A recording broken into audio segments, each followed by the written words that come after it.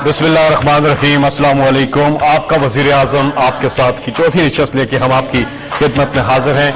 औज़ु बिल्लाहि मिनश शैतानिर रजीम, बिस्मिल्लाहिर्रहमानिर्रहीम। वल अस्र इन्नल इंसान लफ़ी खुस्र इल्लल लज़ीना आमनु व अमिलुस सालिहात व तवासौ बिल हक़्क़ि व तवासौ बिस सब्र।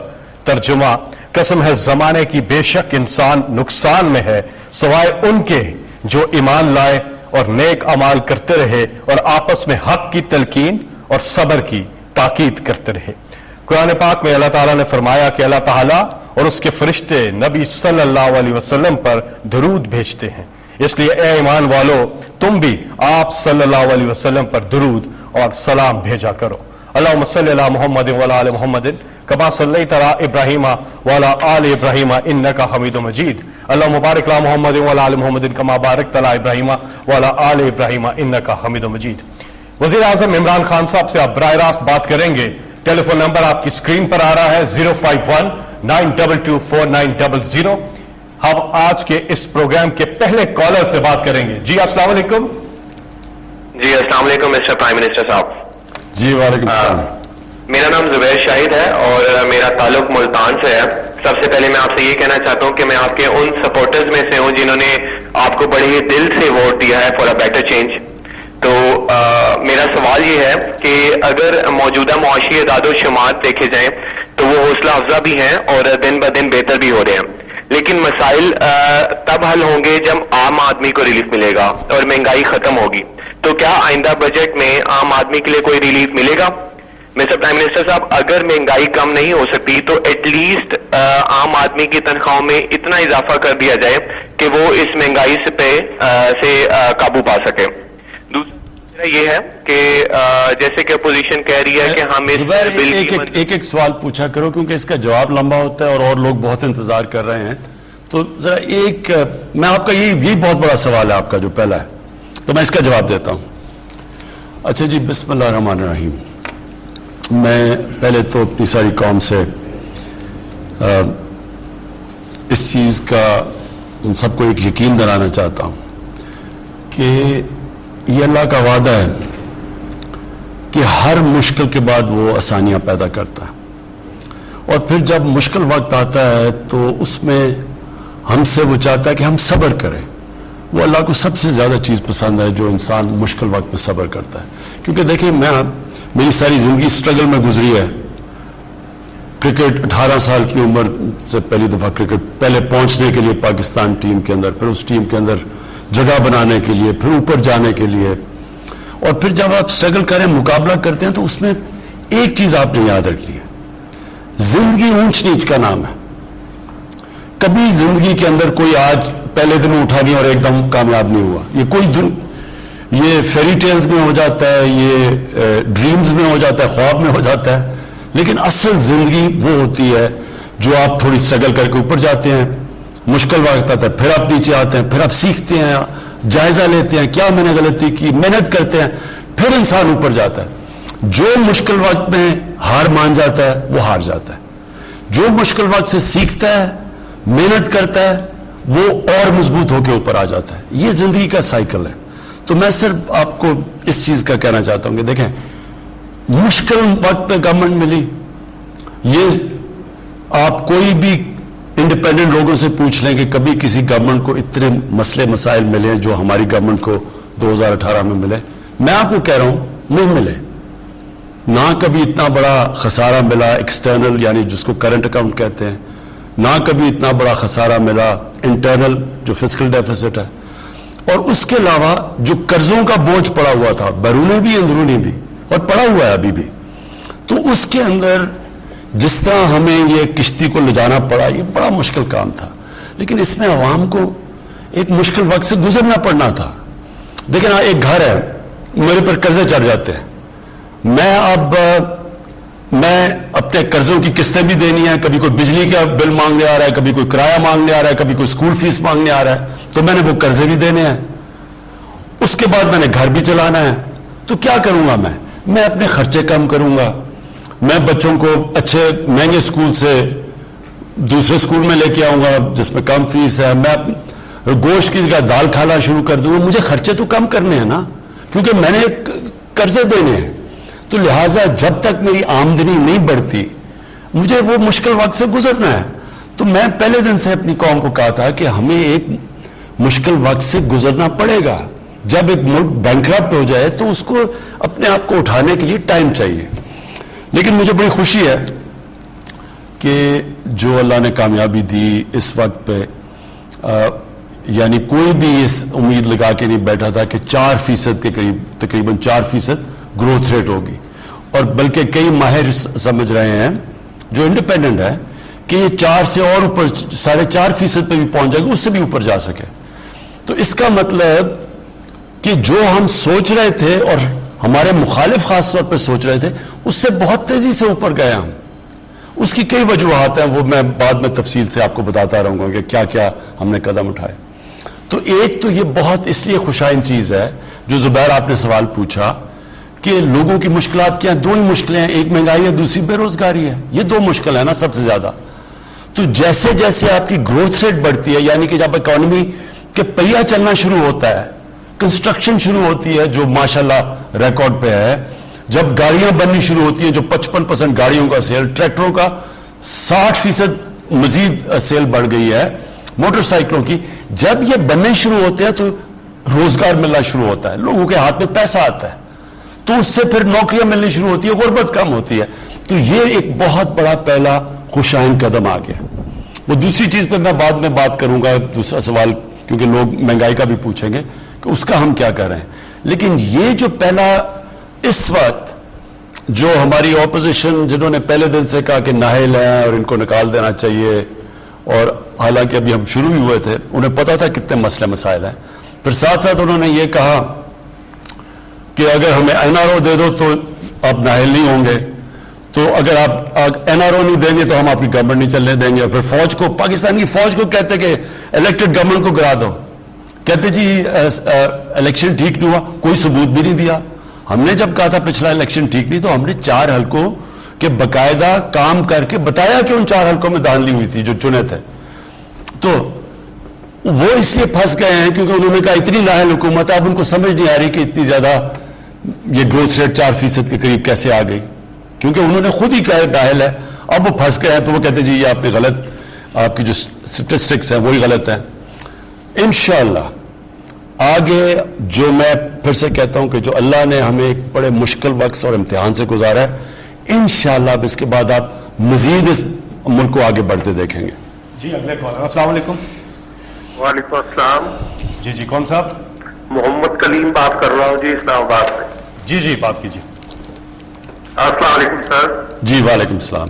سر آپ کو تو پہلے میں مبارکباد پیش کرتا ہوں, یہ بہت اچھا سلسلہ آپ نے شروع کیا سر, لوگوں کے مسائل حل ہو رہے ہیں. میرا بھی ایک ایشو ہے سر, یہاں اسلام آباد میں سر ایک federal employees cooperative housing society ہے سر, میں اس کا 2005 سے ممبر ہوں سر. میں نے ساری پیمنٹ جمع کروا دی ہوئی ہے, لیکن یہ سوسائٹی نے ابھی تک مجھے پلاٹ نہیں دیا. 2012 میں سر انہوں نے مجھے الاٹمنٹ ایشو کی, اس کا آگے پلاٹ ہی نہیں تھا. پھر 2017 میں انہوں نے دی مجھے الاٹمنٹ, آگے زمین نہیں تھی سر. میں ڈی سی اسلام آباد سے کئی دفعہ مل چکا ہوں, چیئرمین CDA سے مل چکا ہوں سر. انہوں نے لاسٹ ایئر پھر مجھے الاٹمنٹ ایشو کی ہے, وہاں گئے ہیں تو وہاں زمین ہی نہیں ہے سر. اب آپ کے پاس حاضر ہوا ہوں سر, ریٹائرمنٹ پہ پہنچ چکا ہوں, میرے تو رہنے کے لیے اب کوئی چھت بھی نہیں ہے. جی میں پہلے تو کہوں کہ پاکستان میں ہم پہلی دفعہ کام کرنے لگے ہیں. ہم نے ایک بورڈ بنایا ہے جو فیصلہ کرے گا کہ اتنی زیادہ جو ہاؤسنگ سوسائٹیز بن چکی ہیں ان میں سے کون سی لیگل ہیں. یہ سب ویب سائٹ کے اوپر آئے گی تاکہ لوگوں سے دھوکہ نہ ہو. پہلے تو پتہ چلے لیگل سوسائٹی کون سی ہے, ان کے اوپر پوری چیزیں, پھر ہم کن کنڈیشنز پہ لیگل بنے گی, وہ اگر وہ کنڈیشنز میٹ نہیں کرتی تو اس کو اپروو نہیں کیا جائے گا. پھر ان میں سے اور جو مختلف قسم کی سوسائٹیز ہیں, کئی انلیگل ہیں وہ بند کر دیں گے, جو کہ ابھی کام تھوڑا سا شروع ہوا ہے.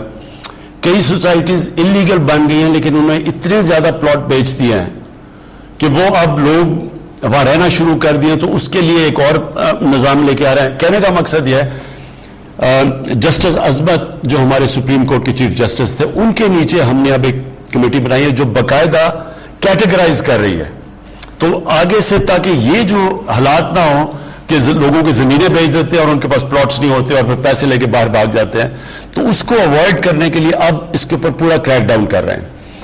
جو جہاں تک آپ کا ایشو ہے میں نے یہاں نوٹ کروا دیا ہے ہمارے ملٹری سیکرٹری کو, اور انشاءاللہ ہم آپ کو اس کو رسپانس دیں گے بعد میں. جی اگلے کالر. السلام علیکم. وعلیکم السلام. جی کون سا بات کر رہے ہیں؟ میں فیصلہ آباد سے ڈاکٹر محمد سعید اختر بات کر رہا ہوں. جی ڈاکٹر صاحب.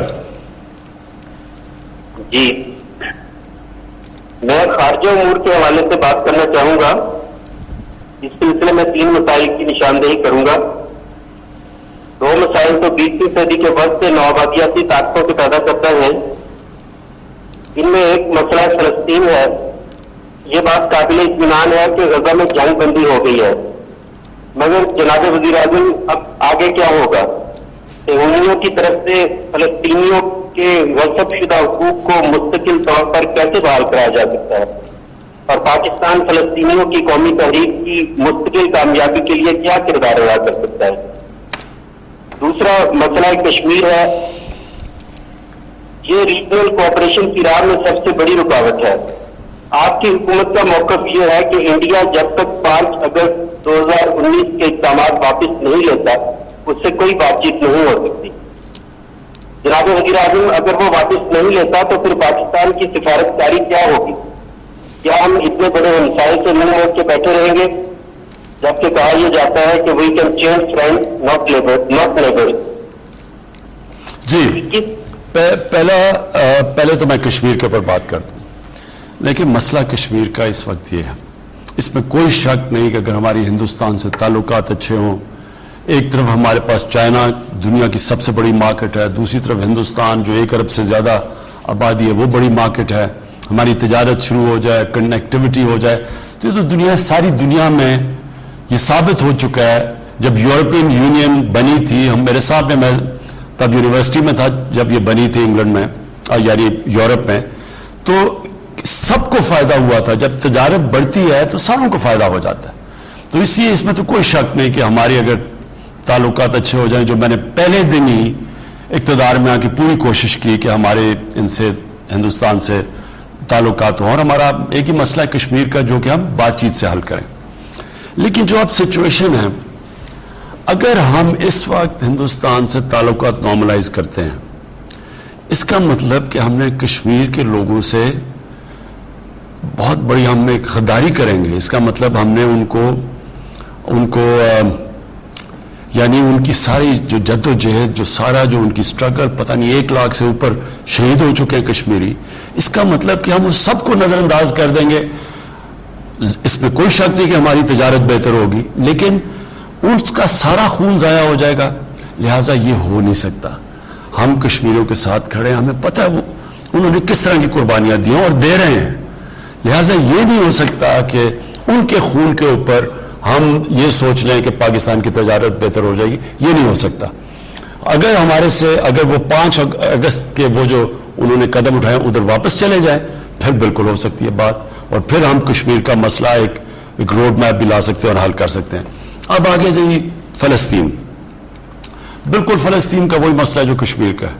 وہاں بھی ایک آکوپیشن ہے, وہاں بھی ان کی زمین کے اوپر قبضہ کیا ہوا ہے. ادھر وہ ابھی کشمیر میں شروع ہوا ہے جو کہ ان کی آبادی کی ڈیموگرافی بدل رہے ہیں, یعنی کہ باہر سے لوگوں کو سیٹل کر رہے ہیں کشمیر میں لا کے ہندوستان. اسی طرح جو فلسطین تھا اس کو وہ تھوڑا سا رہ گیا ہے, باقی ساروں کے اوپر انہوں نے قبضہ کر کے اور اپنے لوگ سیٹل کر دیے. اب میں آپ کو سیدھا بتا دوں کشمیر کا فلسطین کا مسئلہ کیا ہے. اس کا یہ جو اس وقت صورتحال ہے, یہ صرف اور صرف یہ فورس سے, یہ سیکیورٹی ان کو ظلم کر کے, ان کو خوف زدہ کر کے, ان کو ڈرا کے, بھائی اسی طرح یہ چل سکتا ہے. اور وہ ہوگا کیا, وہ تھوڑی دیر کے لیے ان کے پاس اتنی طاقتور فوج ہے کہ وہ دب جائیں گے, پھر تھوڑی دیر کے بعد وہ کھڑے ہو جائیں گے. اور یہ سائیکل چلتا رہے گا. حل نہیں ہے یہ مسئلوں کا. یہ بس ایک ظلم کا نظام وہ سمجھتے ہیں کہ وہ اتنا ظلم کریں گے کہ وہ چپ کر کے غلام بن جائیں گے. سب کو پتہ یہ سلوشن نہیں ہے. سلوشن 2 ہیں. یا تو یہ پھر ان کو جس طرح مسلمان اور یہودیوں کو آج سے 500-600 سال پہلے اسپین سے سب کو نکال دیا تھا, ایتھنکلی کلینز کر دیا تھا, یا تو یہ وہ کریں گے وہ جو ساری دنیا دیکھ رہی ہے اور وہ آگے ہی دنیا پہلی دفعہ اس میں شعور پیدا ہوا ہے سوشل میڈیا کی وجہ سے. امریکہ جیسی جگہ پہ اب پہلی دفعہ لوگ شروع ہو گئے کہ فلسطینیوں پہ ظلم ہو رہا ہے, جو کبھی پہلے مغرب میں ایسا نہیں کہا جاتا تھا. تو وہ تو ہو نہیں سکتا. اور یا پھر ان کو اب ایک 2 اسٹیٹ سولوشن, یعنی ان کو ایک منصفانہ ان کو اپنا فلسطینیوں کو اپنا گھر دینا پڑے گا. اور میرے خیال میں اس وقت جو انٹرنیشنل میڈیا میں بھی اور جو دنیا میں اب شعور اور جو جس طرح کی موومنٹ چل پڑی ہے, میرے خیال میں اب آپ دیکھیں گے کہ یہ موومنٹ جائے گی ایک فلسطینیوں کو ایک ان کو سیٹلمنٹ کے لیے, 2 اسٹیٹ سولوشن. جی آپ کی کالز کا سلسلہ جاری ہے. نمبر ہے 05192249000. پروگرام کے اگلے کال ہے. جی السلام علیکم. وعلیکم السلام. جی جی کون صاحب کہاں سے بات کر رہے ہیں؟ سر میں واحد پاکستانیوں مدین سنگھ سے بات کر رہا ہوں. السلام علیکم پرائم منسٹر صاحب. جی وعلیکم السلام. مجھے آج تو میں اللہ کا لاکھ شکر ادا کرتا ہوں کہ جس نے ہم پسماندہ غریب لوگوں کی آواز, پیاسے لوگوں کی آواز آپ کی یہاں پہنچائی. اس امید کے ساتھ کہ انشاءاللہ ہمارا جو درد ہے اس کے مسئلے کا حل آپ کے یہاں سے نکلے. پرائم منسٹر صاحب, ہم یہاں قدیم کے لوگ پیاسے مر رہے ہیں.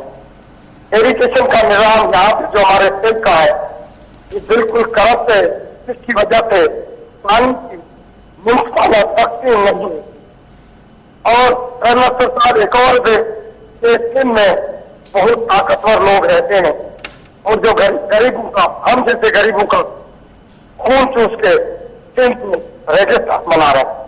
پرائم منسٹر صاحب, ہمیں سندھ حکومت سے بولا جاتا ہے کہ پانی وفات سے نہیں آ رہا, اور ابھی کچھ دن پہلے یہاں پہ الیکشن ہوا تھا, الیکشن, جس میں 2 دن پہلے وزیر جو آبادی کا منسٹر ہے اس نے اور ڈائریکٹر سیدھا نے 19 نئے پیوز کا آرڈر کیا ہے. اور ہمیں کہا جاتا ہے کہ ہمارے پاس پانی نہیں ہے. ہم آپ سے یہ اپیل کرتے ہیں پرائم منسٹر صاحب کہ سندھ کے پانی کے رینجر کو تعینات کیا جائے. پانی پہ سوال کر رہے ہیں جی پانی کا جو مسئلہ ہے, پانی کا جو ہے وہ باغ کے کھاتے میں ڈال سر جو بیسکلی جو بٹیرے ہیں وہ پانی استعمال اچھا اچھا. ہمیں جو ہے وہ پانی irrigation department سے کہا جائے تو جی میں نے بلکہ ایک سندھ کے ایم پی کی تقریر بھی سنی ہے سندھ اسمبلی کے اندر. دیکھیں 2 مسئلے ہیں. ایک مسئلہ کہ سارے پاکستان میں پانی کا مسئلہ, میں اس کے اوپر تو آپ کو اس وقت اپنی قوم کو اس چیز کی ایک چیز واضح کرتا ہوں کہ 10 ڈیمز انشاءاللہ ہم بنا رہے ہیں جو شروع ہوئے ہیں اگلے 10 سالوں تک. یعنی ہم وہ جو کہ پاکستان کو 50 سال پہلے کام کرنا چاہیے تھا وہ انشاءاللہ ہماری حکومت آپ کو کر کے دکھائے گی. کیونکہ ڈیمز اس لیے چاہیے کہ پانی کو روکنا ہے, ریزروائرز بنانے ہیں. ہمیں ریزروائرز بہت پہلے بنانے چاہیے تھے, کیونکہ جیسی جیسی آبادی بھی بڑھ رہی ہے اور کئی طرح یہ گلوبل وارمنگ کی وجہ سے پانی بھی کم ہو رہا ہے, تو جو پانی صوبوں کا حصہ ہے اس ساروں میں کمی آ رہی ہے. لہٰذا اس کا طریقہ یہ ہے کہ پہلے ڈیمز بنائیں اور پھر صوبوں کے اندر منصفانہ تقسیم کی جائے. ابھی تک مجھے حیرت یہ ہے کہ ٹیلی میٹری سسٹم یہ ایک ٹیکنالوجی ہوتی ہے جس سے پتہ چل جاتا ہے کہ کس صوبے کو کتنا پانی جا رہا ہے. وہ ٹیلی میٹری سسٹم ہی نہیں کام کر رہا. اب ہم وہ اس کے اوپر پوری خرچہ کر رہے ہیں اور یہ اس ٹیکنالوجی کے اوپر انشاءاللہ یہ تھوڑی دیر کے پر ساری جگہ پہ لگ جائے گا. تو پہلے چیز تو ایک پانی کے اندر اضافہ, ریزروائرز بنا کے. اگر ریزروائرز نہیں بنتے پانی میں اضافہ نہیں ہوگا اور آگے مزید پانی کا شدید پرابلم آ سکتا ہے. دوسرا کہ جب وہ پانی آ جائے تو پھر منصفانہ تقسیم ہو, یعنی سارے صوبے سمجھیں کہ ہمیں جو ہمارا شیئر ہے وہ مل رہا ہے. تیسری چیز جو کہ صوبوں کے اندر پانی کی ڈسٹریبیوشن ہے, یہ بھی ایک بہت بڑا ایک مسئلہ بنا ہوا ہے, کیونکہ جو بیچارہ کمزور اور غریب ہے, کسان ہے, اس کے پاس پانی نہیں پہنچتا, اس کا پانی چوری ہو جاتا ہے. اور جو میں نے ابھی سندھ اسمبلی میں سنا تھا ایک رولنگ پارٹی کے پیپلز پارٹی کے ایم پی نے, تو انہوں نے بھی یہ کہا کہ وہاں جو طاقتور ہے وہ اپنی زمین میں پانی لے جاتا ہے اور بیچارہ جو کمزور ہے اس کی زمینیں خشک رہتی ہیں. تو اس کے اوپر بھی ایک ہم بات کریں گے کہ اس کے اوپر کیا سسٹم ہے. اپنے جو ہمارے نیچے صوبے ہیں ان کے اندر تو ہم یہ انفورس کریں گے, لیکن سندھ کے اندر سندھ کی حکومت کی یہ ذمہ داری ہے کہ جو کمزور ہیں بیچارے ان کا کام ہے ان کو پانی پہنچانا. اور انشاءاللہ دیکھیں گے اگر ان کو ضرورت پڑی رینجز کی جو کہ اس نے مانگی تھی, جو ایم پی ہیں جنہوں نے تقریر کی اسمبلی میں, ہم رینجز بھی پرووائڈ کریں گے. جی آپ کی کالز کا سلسلہ جاری ہے. پروگرام کے اگلے کال. السلام علیکم. جی السلام علیکم. جی وعلیکم السلام. جی کون سا بات کر رہے ہیں, کہاں سے؟ میرا نام حامد سعید ہے جی, میں لاہور سے بلانگ کرتا ہوں. پرائم منسٹر صاحب سے بات کرنی. جی حامد. جی السلام علیکم سر. Prime minister. وعلیکم السلام. جی وعلیکم السلام. ٹھیک ہے, خیریت ہے سر. جی اچھا سر, میرا ایک کوشچن ہے, میں جلدی کروں گا. فیصل جوید صاحب سے ریکویسٹ ہے ذرا جلدی نہ کاٹیے گا. سر پہلا کوشچن میرا یہ ہے کہ ایس ایل سی جو رنگ روڈ ہے اس کا سر کیا فیوچر ہے, کب تک یہ آپ کی گورنمنٹ جو ہے اس کو بنا دے گی. تیسرا میرا سر, آپ نے پہلا ہی کوشچن دوسرے کوشچن میں جواب دیا تھا کہ جو سوسائٹیز ہیں انلیگل ان کے بارے میں آپ کو یہ ایکشن لے رہے ہیں, لیکن سر مسئلہ یہ ہے کہ ہر گورنمنٹ یہ کہہ دیتی ہے لیکن ایکشن نہیں لیتی سر. کیونکہ ہوتا یہ ہے کہ جو اوورسیز پاکستانی ہیں وہ پاکستان میں پیسہ انویسٹ کرتے ہیں اور ان کو 4-5 سال بعد پاکستان آتے ہیں تو پیسہ ان کا بالکل ڈوبا ہوتا ہے سر, تو پتہ لگتا ہے کہ سوسائٹی نہیں ہے.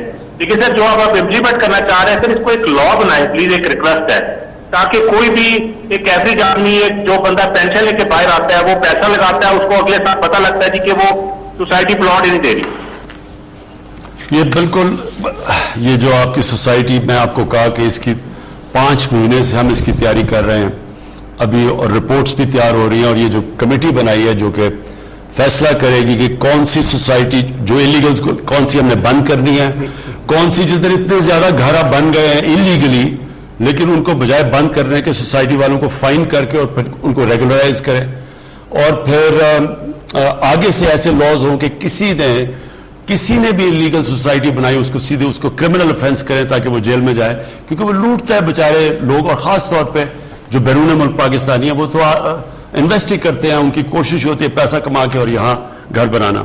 رنگ روڈ کی میں بات, آپ لاہور یا پنڈی رنگ روڈ کی بات کر رہے تھے؟ پنڈی. اچھا, پنڈی رنگ روڈ میں آپ کو بتاؤں, پہلے تو پنڈی کو رنگ روڈ کی بہت ضرورت ہے, اور یہ بڑا اچھا پلان ہے یہ رنگ روڈ بنانے کا, کیونکہ سارا پنڈی سے ٹریفک باہر چلا جاتا ہے, اور وہ پنڈی کے اندر بھی پھر ڈیولپمنٹ جو ہم کرنا چاہتے ہیں, اب نالا لے کے اوپر ایک پوری ایک بزنس ڈسٹرکٹ بنانا چاہتے ہیں, یہ بھی پورا پنڈی کی یعنی ری جنریشن ہے, پنڈی کو ریویمپ کرنا چاہتے ہیں, تو اس کے لیے بھی یہ ضروری ہے کہ رنگ روڈ بنے. اب مسئلہ یہ آیا کہ مجھے انفارمیشن ملی, اور مجھے انفارمیشن کیونکہ 22 سال سے پالیٹکس, اقتدار میں آنے سے 22 سال میں پالیٹکس تھا, تو میرے ورکرز ہیں ہر جگہ, لوگ ہیں پی ٹی آئی کے لوگ ہیں جو ہمارے, تو کسی نے مجھے انفارمیشن دی کہ رنگ روڈ میں ایک بہت بڑا فراڈ ہو رہا ہے. ایک تو اس کو بڑا لمبا کیا جا رہا ہے لوگوں کو فائدہ پہنچانے میں, اور دوسرا طاقتور لوگوں کو فائدہ پہنچانے میں, اور دوسرا اس کی جو الائنمنٹ انہوں نے کی ہے یہ بڑی خطرناک ہے, کیونکہ انہوں نے لوگوں کو فائدہ پہنچانے میں اس کو وہ سیدھی, ہمیشہ موٹر وے یا رنگ روڈ سیدھا جاتا ہے, کیونکہ اگر آپ اس میں زگ زوگ کر دیں تو وہاں ٹکریں لگتی ہیں, پھر وہ زیادہ براڈ سے کم کر دی گئی لوگوں کو فائدہ پہنچانے کے لیے. تو اس کے لیے پھر میں نے پہلے انکوائری کی, فیکٹ فائنڈنگ جو مشن جو انکوائری تھی اس میں پتہ چلا واقعی یہ ہے.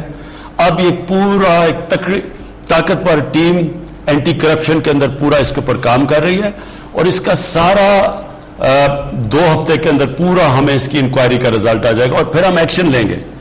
لیکن رنگ روڈ رکے گی نہیں, وہ جو سیدھی لائن تھی بجائے اتنا لمبا جو 20-26 کلومیٹر کا چکر لگا کے آ رہی تھی لوگوں کو فائدہ پہنچانے کے لیے, اب سیدھی رنگ روڈ جائے گی جو ہونا چاہیے تھا اس کو, اور انشاءاللہ یہ بڑی امپورٹنٹ سڑک ہے, اور یہ ہم فوری طور پہ اس کے اوپر کام شروع کر رہے ہیں. جی اگلے کال ہے. السلام علیکم. جی السلام علیکم. وعلیکم السلام. جی کون سا بات کر رہے ہیں؟ میں محمد ارشد بات کر رہا ہوں راولپنڈی. جی امید ہے خان صاحب آپ خیریت سے ہوں گے. جی شکریہ. 2018 جب آپ کی حکومت آئی حکومت آئی تو وہاں کی عوام کو کافی امیدیں آپ سے وابستہ ہو گئی, آپ لیڈرشپ کے اندر 5 ایئر پاکستان کافی ترقی کرے گا.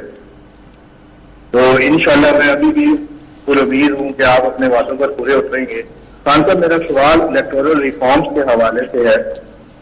جو آپ نے اسمبلی میں بل لے کیا ہے اس پہ اپوزیشن کا کوئی رد عمل مثبت نظر نہیں آ رہا ہے تو کیا آپ کانفیڈنٹ ہیں کہ آپ لوگ ہاؤس میں یہ بل منظور کروا لیں گے اور نیکسٹ الیکشن سے پہلے انتخابی اصلاحات پوری ہو جائیں گے, امپلیمنٹ ہو جائیں گے؟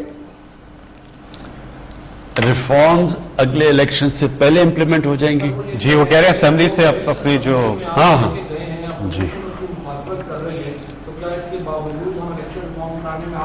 جی جی میں دیکھیں میں آپ کو ایک بات بتاتا ہوں.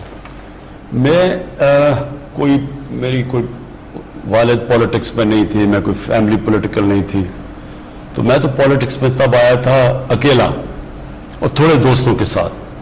تو میں نے یہ جو ایک بڑے پروسیس سے گزرا ہوں, اس میں مجھے جو تجربہ ملا ہے وہ بہت کم لوگوں کو ایسا تجربہ مل سکتا ہے. کیونکہ دیکھیں جو اصل میں اسٹرگل میں جو آپ سیکھتے ہیں وہی آپ کو مضبوط کر دیتا ہے بڑے چیلنجز لینے کے لیے. مثلا آپ کرکٹ شروع کریں گے تو اسکول کی کرکٹ سے, پھر کلب کی کرکٹ سے, پھر فرسٹ کلاس کرکٹ, پھر ٹیسٹ کرکٹ, وہ سارا وقت آپ کو نئے چیلنجز لیتے لیتے آپ مضبوط ہوتے جاتے ہیں. تو اس طرح اکیلا شروع کیا, پہلی الیکشن میں 0 سیٹس, پھر دوسری الیکشن میں 1 سیٹ, پھر وہ جو پروسیس تھا وہ آپ کو بہت سکھاتا ہے. جو اسٹرگل ہے وہ اصل میں جو آپ کو سکھاتی ہے وہ کبھی بھی آپ کو جب سیدھی طرح اوپر بٹھا دے کوئی سیکھ نہیں سکتا. اس لیے جو بادشاہ ہے وہ ہار گئی جمہوریت سے, کیونکہ جمہوری لیڈر جو ہوتا ہے وہ ایک پروسیس کے تھرو آتا ہے. بادشاہ میں باپ کا بیٹا ہوں تو میں بادشاہ بن گیا یا شہزادہ بن گیا, تو وہ کبھی بھی مقابلہ نہیں کر سکتے ایک اس پروسیس سے جو کہ ایک اسٹرگل کے ذریعے آتا ہے. تو دیکھیں یہ جو اس وقت اپوزیشن پھر یہ پی ڈی ایم اکٹھی ہو رہی ہے, پھر جا رہی ہے, پھر آ رہی ہے ہماری, ان کا جو مقصد ہے نا یہ کبھی کامیاب نہیں ہو سکتے. اگر ان کا مقصد قوم کے لیے ہو تو اب تک جتنی مشکل حالات سے قوم گزری ہے ہمارے 2 سالوں میں, اور جو ہمارے لیے بھی یعنی میری زندگی کے مشکل سال, تو اب تک ہماری گورنمنٹ گرا چکے ہوتے ہیں. لیکن ان کا مقصد ذات پہ ہے. یہ صرف اور صرف اکٹھے اس لیے ہوئے ہیں, کسی نظریے کے لیے نہیں, ملک کے لیے نہیں. جو ان کے اوپر کرپشن کیسز جو ہمارے سے پہلے کے لگے ہوئے ہیں, یہ ہمیں چاہ رہے ہیں کہ بلیک میل کر کے وہ کرپشن کے کیسز ختم کرو. اور یہ سمجھتے ہیں کہ عوام اتنی بیوقوف ہے کہ وہ مان جائے گی ان کی باتیں کہ وہ جو 30 سال سے حکومت کر رہے ہیں, 30 سال سے جن کی شکلیں دیکھ رہے ہیں, جو سائیکلوں پہ تھے وہ آج لینڈ کروزر پہ آ گئے ہیں, جو کہ جن کی سائیکلوں کی دکان تھی ان کے لنڈن مے فیئر میں بینٹلی اور رولز رائس کے علاوہ گاڑی نہیں ہے. جو ان علاقوں میں رہ رہے ہیں لنڈن میں, کیونکہ میں لنڈن جانتا ہوں, جو وہاں کا کوئی برطانیہ کا پرائم منسٹر نہیں رہ سکتا, اور برطانیہ کی سالانہ آمدنی 50 گنا پاکستان سے زیادہ ہے. ان کی 30% ہماری آبادی ہے اور 50 گنا زیادہ ان کی سالانہ آمدنی ہے. ان کا پرائم منسٹر یہ رہن سہن نہیں رہ سکتا جو یہ سب رہتے ہیں. تو اگر ان کا خیال ہے کہ قوم اتنی بیوقوف ہے کہ ان کے ساتھ لگ جائے گی, کہ ان کی چوریاں بچانے کے لیے, ان کو NRO دلوانے کے لیے, یہ پاکستانی قوم کو نہیں جانتے. یہ سمجھتے ہیں کہ یہ سارا وقت کوئی نہ کوئی یہ ڈرامے کر کے یہ آ جائیں گے. ان کی میرے سے آج سن لیں, یہ جو آج گھبرا کے سارے اکٹھے ہوئے ہیں ان کی وجہ یہ ہے, یہ سمجھ نہیں رہے تھے کہ یہ حکومت نکل سکے گی اس معاشی کرائسس سے. یہ سمجھ رہے تھے ہم ڈوب جائیں گے. اب یہ جو انہوں نے دیکھا ہے کہ یہ جو نکل گئی ہے, اور آگے مزید اور جو پریڈکٹ کر رہے ہیں لوگ کہ یہ اب اور مزید آگے بڑھے گا, پاکستان صحیح راستے پہ لگ گیا, ایکسپورٹ بڑھ گئی ہے, جو سارے اکنامک انڈیکیٹرز ہیں وہ صحیح راستے پہ ہیں. اب یہ پھر کوشش کریں گے, کچھ مجھے پورا شک ہے یہ ابھی بجٹ میں بھی کوشش کریں گے, لیکن یہ کسی صورت جیتے گے نہیں, کیونکہ یہ جس لیے کوشش کر رہے ہیں قوم جانتی ہے یہ کیا کوشش کر رہے ہیں, کہ پھر سے ان کو چاہیے کہ ان کی جو 5 انگلیاں گھی میں تھیں جو کھاتے جا رہے تھے, یہ پھر سے وہ چاہتے ہیں, وہ ہوگا نہیں. جی آپ کی کالز کا سلسلہ جاری ہے, نمبر آپ کی اسکرین پر آ رہا ہے. یہاں پہ ہم لیں گے ایک بریک کے بعد پھر واپس آ جائیں.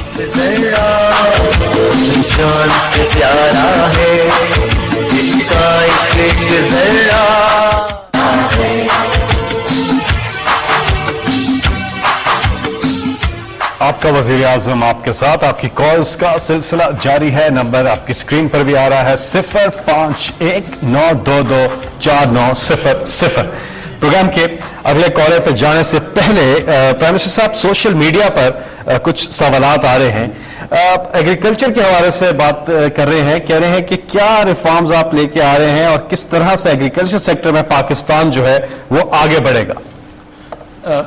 دیکھیں اور اپنی قوم کے لیے کہ ہمیں اس وقت دنیا کو اناج بیچنا چاہیے تھا.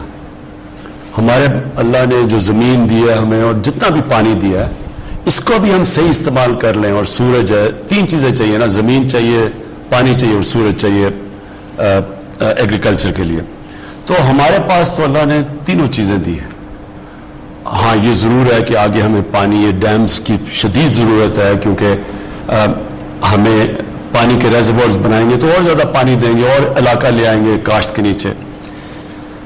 لیکن ہمارا مسئلہ یہ ہوا کہ ہم نے توجہ ہی نہیں دی ایگریکلچر کے اوپر، اور ہم نے کسانوں کے اوپر کوئی ان کی مدد نہیں کی.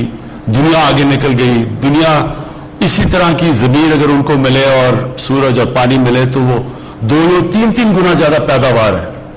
ان کی جو لائف سٹاک ہے، ان کی جو گائیں ہیں، وہ ہمارے سے 6 گنا زیادہ دودھ دیتی ہے. تو یہ کوئی مشکل کام نہیں تھا. یہ دنیا کے اندر سب ہمیں پتہ ہے، یہ ساری چیزیں ایکسپیریمنٹ ہوتی ہیں. پھر سیڈ ڈیولپمنٹ کے آپ بیج صحیح دیں لوگوں کو، تو وہ سارا وقت ایک ریسرچ ہونی چاہیے. ہماری جو ریسرچ انسٹیٹیوٹ تھی وہ بھی نیچے چلی گئی. تو یہ سارا کچھ اب ریوائیو کیا جا رہا ہے.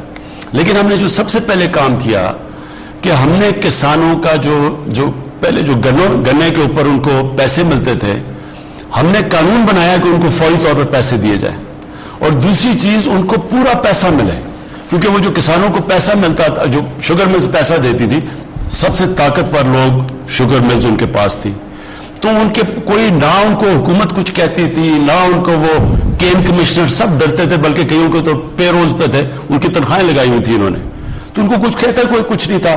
پھر انہوں نے وہ کارٹلز بنایا ہوا تھا کمپٹیشن کمیشن کے اندر، یعنی کہ اتنی طاقت تھی ان کی کہ وہ بھی کچھ نہیں کرتی تھی. ان کو تو یہ قیمتیں اوپر خود ہی فیصلہ کرتے تھے قیمت کتنی ہے، تو لوگوں کے اوپر قیمتیں بھی اوپر. پھر سٹا کھیلا جاتا تھا، یعنی چینی بن چکی ہے اور اس کے اوپر سٹا کھیلا جا رہا ہے، وہ چینی کی قیمت بڑھتی جا رہی ہے.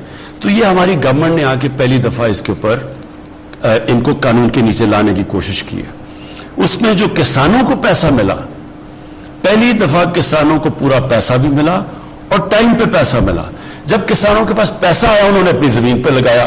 جب زمین پہ لگایا تو آپ کے سامنے میں صرف یہ پڑھنا چاہتا ہوں کہ ریکارڈ فصلیں ہوئی ہیں اس باری پاکستان کی.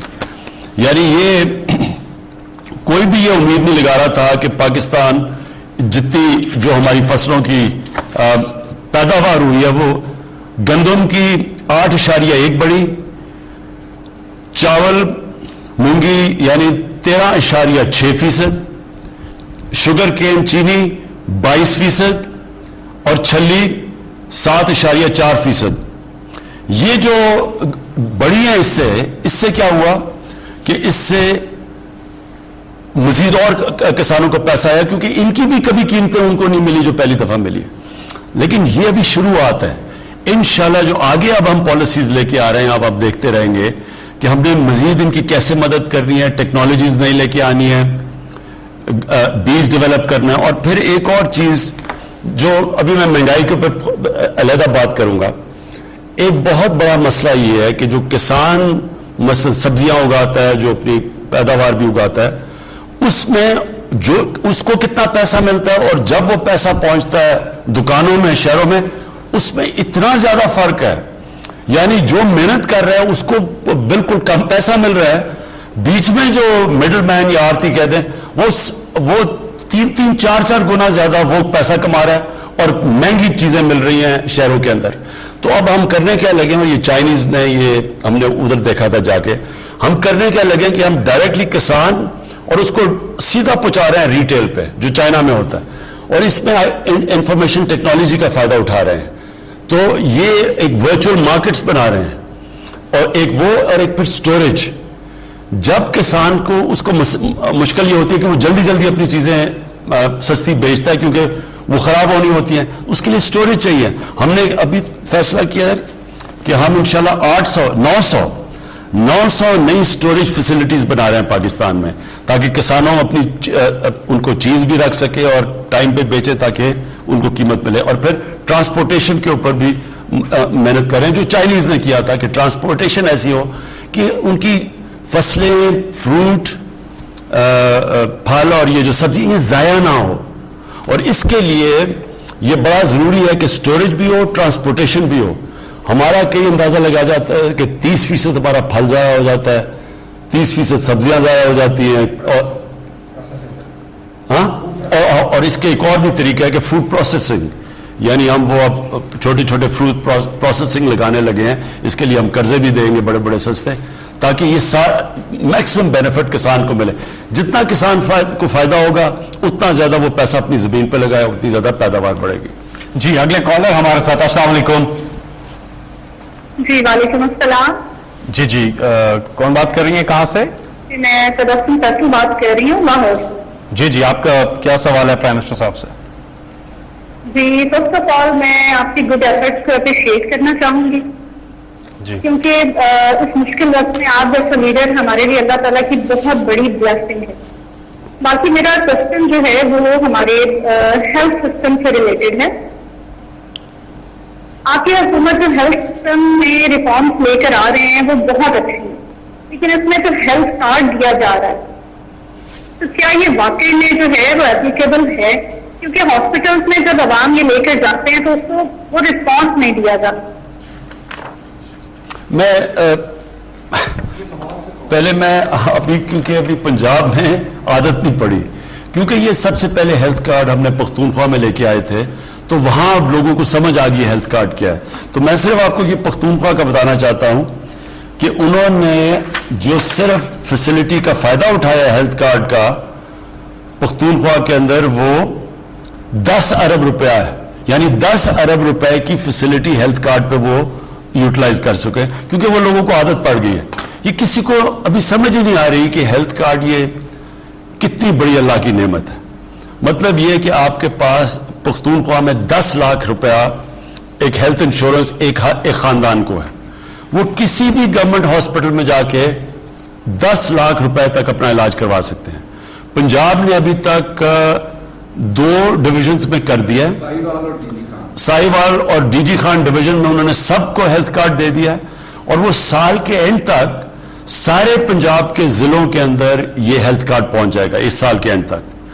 اور اس سے انہوں نے 7,30,000 روپیہ ہر ہیلتھ کارڈ پہ رکھا ہے.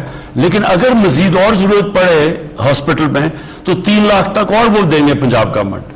میں صرف آپ کو یہ سمجھانا چاہتا ہوں اپنی قوم کو بھی کہ دیکھیں میری سب سے بڑی یہ خواہش تھی کہ اس ملک میں غریب آدمی کو اگر گھر میں بیماری ہو اس کو یہ خوف نہ ہو کہ میں اگر ہاسپٹل جاؤں گا تو میرے پاس پیسہ نہیں ہوگا.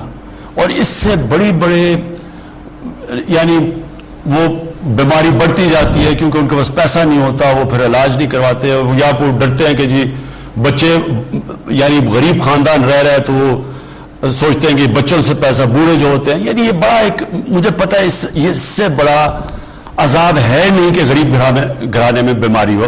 شوکت خان نے بنایا اس لیے تھا کہ غریب آدمی کو جب کینسر تھی مجھے خیال یہ آیا کہ ہم پیسے والے لوگوں کے لیے اتنا بڑا عذاب ہے تو وہ بیچارے غریب خاندان میں جو سب سے مہنگا علاج ہے وہ کینسر کا ہے تو ان کے اوپر کیا گزری ہوگی.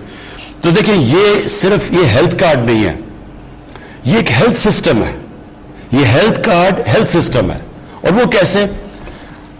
گورنمنٹ کے پاس کبھی بھی اتنا پیسہ نہیں آئے گا کہ ہم سارے ملک میں ہاسپٹلس کا جال، گورنمنٹ ہاسپٹلس کا جال بچھا سکیں. بدقسمتی یہ ہے کہ جو ہمارے ایگزسٹنگ ہاسپٹلس بھی ہیں وہ بھی آپ جب بڑے شہروں سے باہر جاتے ہیں تو ان کے اندر بھی ڈاکٹرز نہیں جاتے. ڈاکٹرز کی تنخواہیں بھی لگی ہوتی ہیں لیکن وہ جاتے نہیں ہیں. اور بی ایچ یوز جو بیسک ہیلتھ یونٹ ہے وہ زیادہ تر خالی پڑے رہتے ہیں کیونکہ وہاں جو ڈاکٹرز ہیں اتنی وہ بڑے شہروں سے اس لیے نہیں جاتے کہ بچوں کے اسکول ہوتے ہیں یا جو بھی پرابلمس. لہٰذا اس کا ایک ہی طریقہ ہے کہ پرائیویٹ سیکٹر آئے. پرائیویٹ سیکٹر کیوں نہیں آتا؟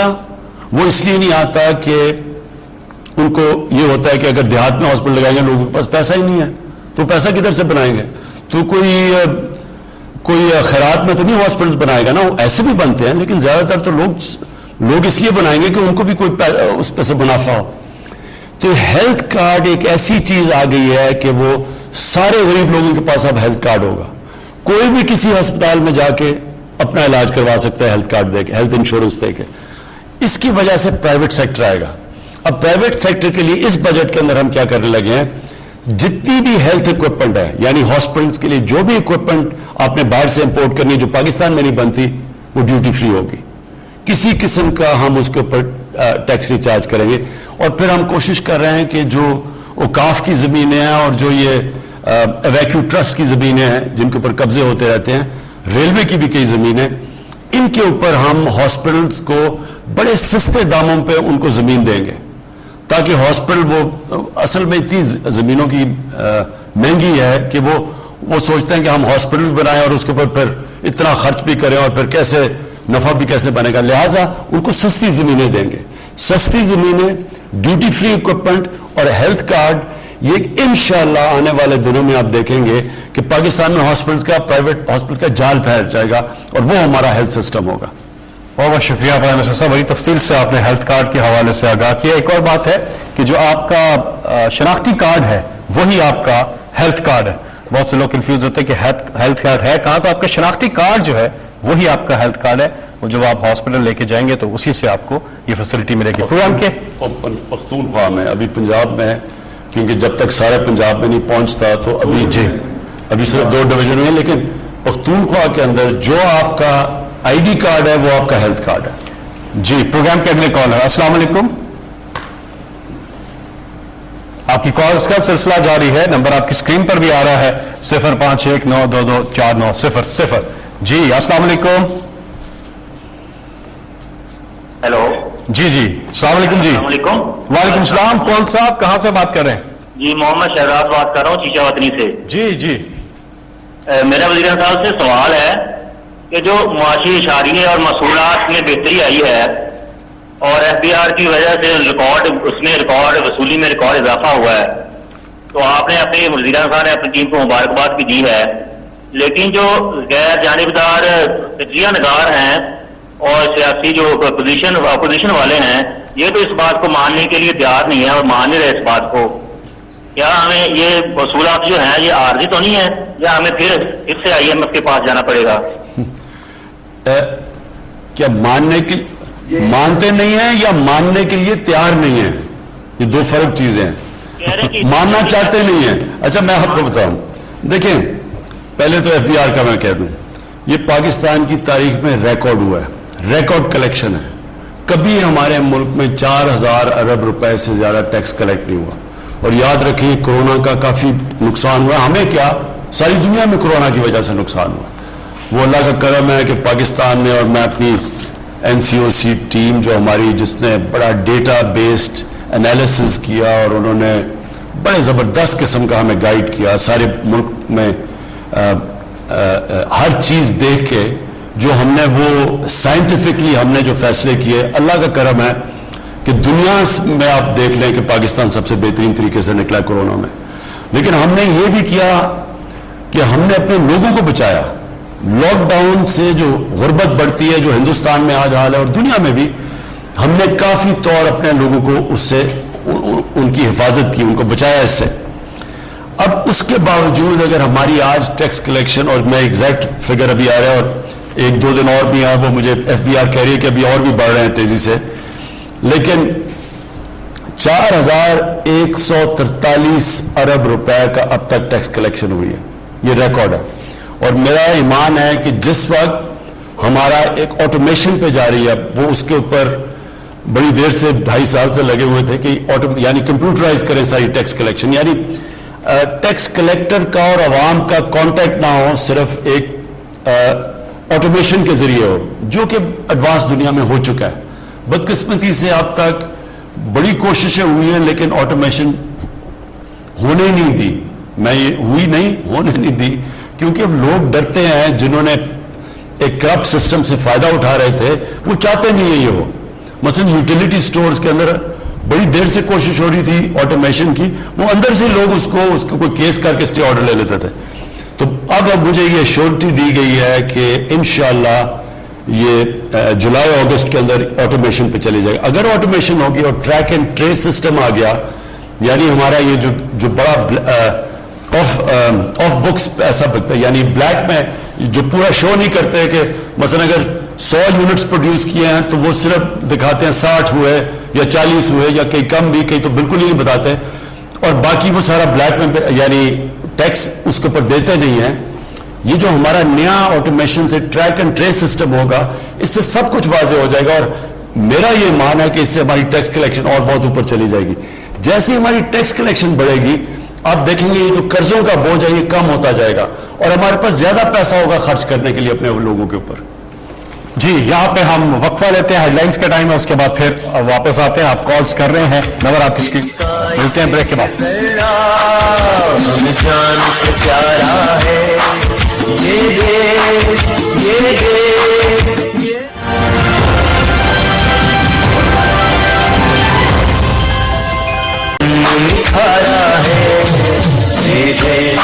وزیر اعظم پاکستان عمران خان صاحب آپ سے براہ راست ٹیلی فون پر بات کر رہے ہیں. آپ ان سے اگر بات کرنا چاہتے ہیں, کچھ سوال کرنا چاہتے ہیں, تو آپ فون نمبر جو آپ کی اسکرین پر آ رہا ہے اس پہ آپ بات کر سکتے ہیں. ایک اور کالر ہمارے ساتھ لائن پر ہیں. جی السلام علیکم. جی وعلیکم السلام سر. جی جی کون سا بات کر رہے ہیں, کہاں سے؟ محمد اجاز بات کر رہا ہوں.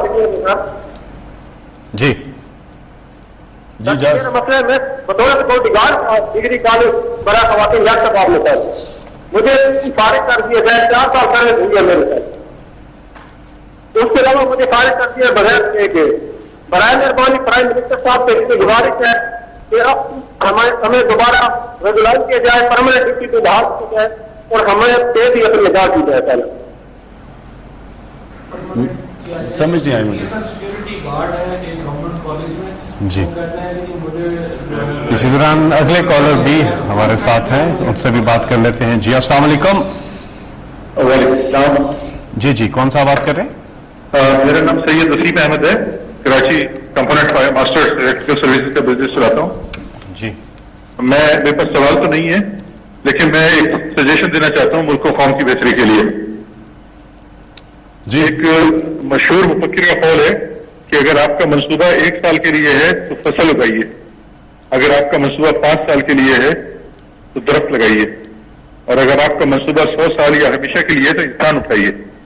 1980s میں پروفیسر ہارورڈ گارڈنر نے ریسرچ پیش کی کہ انسانوں کی ذہانت کے اعتبار سے 8 اقسام یا پرسنالٹی ٹریٹ ہوتی ہیں.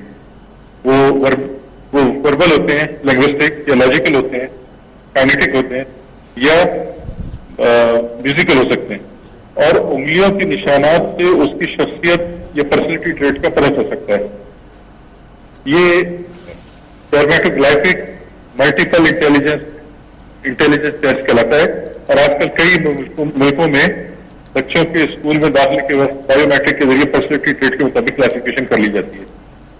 آپ کی ڈیجیٹلائزیشن کی ویژن اور دلچسپی کو دیکھ کر یہ ہمت پیدا ہوئی ہے کہ تجویز پیش کی جائے کہ اگر ہمارے یہاں بھی بچوں کو اسکول میں داخلے کے وقت ڈیجیٹائز بایو میٹرک کے ذریعے پرسنالٹی ٹریٹ کے مطابق گروپنگ کر لی جائے تو نہ صرف بچے تعلیم میں چوکڑیاں بھرتے پڑھیں گے کیونکہ ان کا ایمبیشن ہوگا, اس کے ایمبیشن کے مطابق ہم ان کو پڑھا رہے ہوں گے, بلکہ ان کے تعلیمی اخراجات وقت اور کوششوں میں بھی خاطر خواہ کمی واقع ہوگی. اور نتیجے سے حکومت کو پہلے سے معلوم ہوگا کہ اس سسٹم کے ذریعے سے اگلے چند سالوں میں ملک کو کتنے انجینئر, کتنے کھلاڑی, کتنے فوجی, کاروباری یا فنکار تیار ملیں گے. جی بہت بہت شکریہ, آپ کی تجویز نوٹ کر لی ہے. اگلے کالر ہمارے ساتھ. جی السلام علیکم. جی السلام علیکم. السلام علیکم. جی وعلیکم السلام. جی کون سا ہے, کہاں سے بات کر رہی ہیں؟ جی میرا نام فرح دیپا ہے اور میرا تعلق کے پی کے سے ہے, محلہ شاملی کتار کی سخوانی بازار. سر جی ہماری گلی کا برا حال ہے, ٹوٹی پوٹی ہوئی ہے, مرمت کوئی نہیں ہو رہی, سال سے زیادہ عرصہ ہو گیا ہے. آج تک کوئی ایم این اے نہیں آیا, ایم پی اے نہیں آیا کہ آ کے کوئی زحمت گوارا کرے, اور بزرگ حضرات بھی گر رہے ہیں, بچے بھی گر رہے ہیں, اور پلیز آپ سے ریکویسٹ ہے کہ ہماری گلی کی مرمت ہو جائے. اوکے جی, آپ سے بھی جو ٹیم ہے پرائم منسٹر آفس سے وہ رابطہ کرے گی. اور اجاز صاحب تھوڑی دیر پہلے ہمارے ساتھ تھے جن کا کوئی نوکری سے فارغ کیے جانے کا کوئی ایشو تھا, اس حوالے سے بھی اجاز صاحب آپ سے جو پرائم منسٹر آفس کی ٹیم ہے وہ رابطہ کریں گے. ایک اور کوشچن ہے جی, سوشل میڈیا پہ آیا ہے, وہ کہتے ہیں کہ ہم تھک کے ہیں یہ سن کے کہ پولیس کے اندر بہتری آئے گی. جس طرح خیبر پختونخوا میں پولیس ریفارمز ہوئیں ابھی تک ہمیں پنجاب کے اندر کوئی ایسی چیز نظر نہیں آتی, خاص طور پہ جو دیہی علاقے ہیں پنجاب کے, وہاں پر بہت زیادہ زیادتی ہوتی ہے لوگوں کے ساتھ. اس حوالے سے وہ کہہ رہے کہ کب تک پولیس ریفارمز پنجاب کے اندر آئیں گی؟ پرائم منسٹر صاحب دیکھیں, ایک ادارے کو بنانا ٹائم لگتا ہے. آپ ایک ادارے کو, ایک نیا ادارہ کھڑا ہونا بڑی جلدی ہو جاتا ہے. ایک ادارہ جو خراب ہو چکا ہے اس کو ٹھیک کرنا سب سے مشکل کام ہے. آپ کو صرف میں پنجاب پولیس کی ایک چیز, آپ کو مرحوم آئی جی تھے عباس خان, انہوں نے 1993 میں لاہور ہائی کورٹ میں ایک رپورٹ درج کروائی تھی, اور وہ رپورٹ اس لیے کہ لاہور ہائی کورٹ نے یہ جو آپ نے آج میرے سے سوال پوچھا ہے, یہ 1993 میں انہوں نے آئی جی سے پوچھا کہ یہ پنجاب پولیس کا کیوں اتنے برے حالات ہیں, کیوں یہاں لوگوں کو لوگ فیل نہیں کرتے, لوگوں کو اعتماد نہیں ہے اس پہ. تو وہ رپورٹ, وہ کافی بڑی انہوں نے رپورٹ دی تھی. اس کے اندر میں صرف آپ کو ایک پڑھ کے, میرے خیال میں پیج 18 پہ ایک وہ پیراگراف تھا. انہوں نے کہا یہ نواز شریف کے دوران میں 85 سے لے کے 93 تک پنجاب میں پہلے چیف منسٹر تھے, پھر پرائم منسٹر, تو انہوں نے کہا کہ 25,000 لوگوں کو پنجاب پولیس میں انڈکٹ کیا میرٹ کو ہٹا کے, اور ان میں سے زیادہ تر لوگوں سے پیسے لے کے انڈکٹ کیا گیا. اور پھر جو سب سے خوفناک بات تھی, ان میں سے کئی ہارڈنڈ کرمنلز تھے, مجرم تھے, جن کو پولیس میں انڈکٹ کیا. یہ 1993 کی رپورٹ ہے. دیکھیں, جب پولیس کو آپ غلط چیزوں کے لیے استعمال کریں گے تو پولیس, کیا خیال ہے کہ وہ پولیس ٹھیک چلی جائے گی؟ جب آپ مخالفین کے خلاف اس کو استعمال کریں گے. آج آپ صرف یہ دیکھ لیں کہ پولیس جو پنجاب میں ہے, اس سے کتنے انہوں نے ایکسٹرا جوڈیشل کلنگ, یعنی کہ جو لوگ مروائے ہیں پولیس مقابلے کے نام پہ, ذرا پتہ چلوائیں کہ ان کے دور میں کتنے لوگ مروائے گئے تھے. تو جب آپ پولیس سے غلط کام کروائیں گے, پھر پولیس اپنے بھی غلط کام کرے گی. یہ جو قبضہ گروپ ہیں, یہ قبضہ گروپ کیسے بنے ہیں؟ کون کرواتا تھا قبضے؟ کون ان کی پشت پہ تھا؟ ابھی جو آپ پنجاب حکومت نے قبضے چھڑائے ہیں, اس میں نون لیگ کے ایم این ایز, ان کے وزیر سرکاری زمینوں پہ قبضے کیے ہوئے تھے. اور کس کا کام تھا چھڑانا؟ جو پولیس وہ ان کے ساتھ ملی ہوئی تھی. تو جب آپ کی پولیس طاقتور کے لیے ایک قانون اور ان کو وی آئی پیز کی, اور دوسری طرف عام لوگوں کے لیے دوسرا قانون, تو پولیس نہیں صحیح کام کر سکتی. اس کو ٹھیک کر رہے ہیں اور انشاءاللہ اس کو ٹھیک کریں گے. پختونخوا کے اندر کیونکہ صوبہ چھوٹا تھا اور وہاں صرف جو پچھلی حکومت تھی وہ 5 سال بیٹھی تھی, یا 30 سال سے یہ بیٹھے ہوئے ہیں. انہوں نے نیچے سے لے کے اوپر تک پولیس کے اندر پولیٹیسائز کیا ہوا ہے, تو تھوڑا ٹائم لگے گا. لیکن یہ میں آپ کو کہہ دوں کہ یہ ہوگا. یہی پنجاب کی پولیس کی اسی طرح لوگ تعریفیں کریں گے جو ایک وقت پہ پختونخوا کی پولیس کی کر رہے تھے. جی ہمارے ساتھ ایک کالر ہیں. جی السلام علیکم. السلام علیکم. جی وعلیکم السلام. جی میں فریدہ بات کر رہی ہوں. سر آپ کیسے ہیں؟ ٹھیک ہے. جی کیا سوال ہے آپ کا؟ جی میرا سوال ہے جی, میں ایک میں ہوں اوورسیز پاکستانی ہوں. میں نے 91 میں ایک پلاٹ خریدا تھا G11-2 میں, اور میں جب باہر چلی گئی تو اس پہ قبضہ ہو گیا. جب میں واپس آئی تو مجھے پتا چلا کہ CDA اور فیڈرل ہاؤس فاؤنڈیشن کی کوئی انہوں نے مل کے کسی اور کو بیچ دیا. جب میں ان اداروں کے پاس گئی تو انہوں نے آئیں بائیں شائیں کر کے مجھے ٹال دیا, اور اسی طرح سے دوسرے اداروں میں دے گئی, وفاقی نوٹس میں دی گئی, انہوں نے بھی مجھے آئیں بائیں شائیں کر کے ٹال دیا. تو میں چاہ رہی ہوں جناب اگر مجھے یہ میرا گھر واپس مل جائے. بیوہ عورت ہوں اور گھٹنوں میں اتنی تکلیف تھی, پچھلے سال کے بیساکھی پہ آ گئی. میں آپ کو سوری, یہ تو میں اس کا چیک کر لوں گا, لیکن جو بھی اس وقت یہ پروگرام دیکھ رہے ہیں, ایک سٹیزن پورٹل ہے, اس کی بھی بلکہ میں چاہوں گا کہ وہ اس کی فون نمبر بھی دے دیں, اور اس کا نیچے جو ای میل نمبر ہے وہ بھی دے دیں. میں چاہوں گا کہ کسی کی بھی زمینوں پہ قبضے ہوئے ہیں, آپ پلیز اس کے اوپر ہمیں وہ اپنا پتہ اور سارا وہ ڈیٹیلز دے دیں, اور انشاءاللہ ہم ایک زمین کے اوپر پھر پوری انویسٹیگیشن کر کے, اور اگر آپ کا جائز کلیم ہے تو آپ کو واپس دلوائیں گے. جی آپ اپنے یہ ایپ ڈاؤن لوڈ کر سکتے ہیں, ویب سائٹ پر جا سکتے ہیں, آپ کی اسکرین پر یہ معلومات آ رہی ہے. اور اگر آپ کو اس میں معاورت چاہیے ہو تو ایک ٹیلی فون نمبر بھی آپ کی اسکرین پر آ رہا ہے جو سٹیزن پورٹل کا ہیلپ لائن نمبر ہے, ان سے فون کر کے آپ ان سے بھی مدد لے سکتے ہیں. اور سوری میں ایک اور آپ کو چیز کہہ دوں کہ ہم اب جو انشاءاللہ اگست تک پنجاب کے شہروں میں اور پختونخوا کے شہروں میں تو کم از کم اور یا اسلام آباد میں ہم سارا میپ کر رہے ہیں, اس کو سارے لینڈ ریکارڈز کو کمپیوٹرائز کر رہے ہیں, اور وہ جب کمپیوٹرائز ہو جائے گا تو یہ بڑا مشکل ہوگا لوگوں کے لیے قبضے کرنا, کیونکہ وہ سارا کچھ کمپیوٹر پہ آ جائے گا. اس وقت پرابلم یہ ہے کہ ایک پرانا سسٹم بنا ہوا ہے, وہ ساتھ ملا لیتے ہیں پٹواری کو, وہ زمینیں چینج کر دیتے ہیں سب کچھ, اور پھر وہ اتنا لمبا پروسیس ہے عدالت میں جب جاتے ہیں کہ وہ اس لیے قبضہ گروپ آ جاتے ہیں, کیونکہ وہ پھر قبضہ کر کے زمین آپ کو دے دیتے ہیں. پتہ ہے کہ عدالت میں بڑی دیر تک کیس چلے گا. ایک تو قانون کے اندر بھی ہم ایک سول پروسیجر کوڈ ہے, عدلیہ کے ساتھ بیٹھ کے اسلام آباد میں تو امپلیمنٹ ہے, پختونخوا میں بھی, پنجاب میں کوشش کر رہے ہیں ان کے ساتھ ڈسکس کر کے کر لیں تاکہ جلدی کیس ختم ہو. لیکن ساتھ ساتھ جب کمپیوٹرائز ہو جائے گا تو یہ بڑا آسان ہوگا لوگوں کو جا کے دیکھنا کہ کس کا پلاٹ کس کے نام پہ ہے. تو یہ جو اس وقت ہوتا ہے کہ کئی دفعہ پلاٹ دو دفعہ بک جاتا ہے کیونکہ وہ فیک کاغذ بن جاتے ہیں. لیکن جب سب چیز کمپیوٹرائز ہو جائے گی تو یہ آپ انشاءاللہ جو سب سے بڑا مسئلہ ہے خاص طور پہ اوورسیز پاکستانی کا وہ پلاٹ لیتے ہیں اور اس پہ قبضہ, یہ انشاءاللہ آپ کے مسئلے حل ہو جائیں گے انشاءاللہ. اگلے کالر. السلام علیکم. السلام علیکم جی. جی وعلیکم السلام. جی کون صاحب کہاں سے بات کر رہے ہیں؟ میں جب ٹیپو کیانی بات کروں, ضلع جہلم, تحصیل سہاوا, یونین کونسل لیڈی سے. یہ یونین کونسل لیڈی وہ یونین کونسل ہے جس کے ایک گاؤں بکرالا میں پرائم منسٹر صاحب نے ہمیں القادر یونیورسٹی کا تحفہ دیا, جس کے لیے ہم شکر گزار ہیں.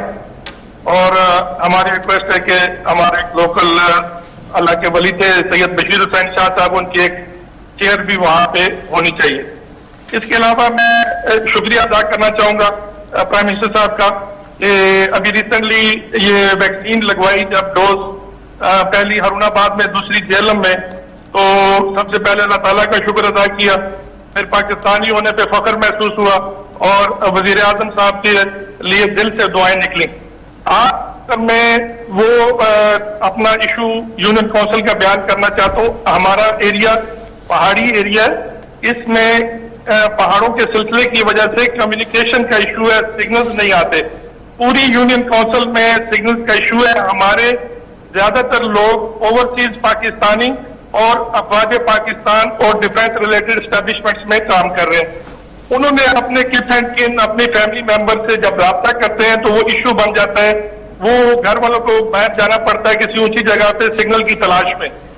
وہ جو ایک ٹیلی کمیونیکیشن کمپنیز ہے وہ کچھ اکنامیکلی شاید وائبل نہیں سمجھتی, تو پرائم منسٹر صاحب سے یہ ریکویسٹ ہے کہ وہ پاکستان ٹیلی کمیونیکیشن اتھارٹی کو پابند کریں کہ کائنڈلی یہ ان کو کہا جائے کہ وہ ادھر بوسٹر لگائیں, جس سے یہ پوری یونین کونسل کا ایک جو اتنا دیرینہ اس دور میں کمیونیکیشن کا ایشو ہے.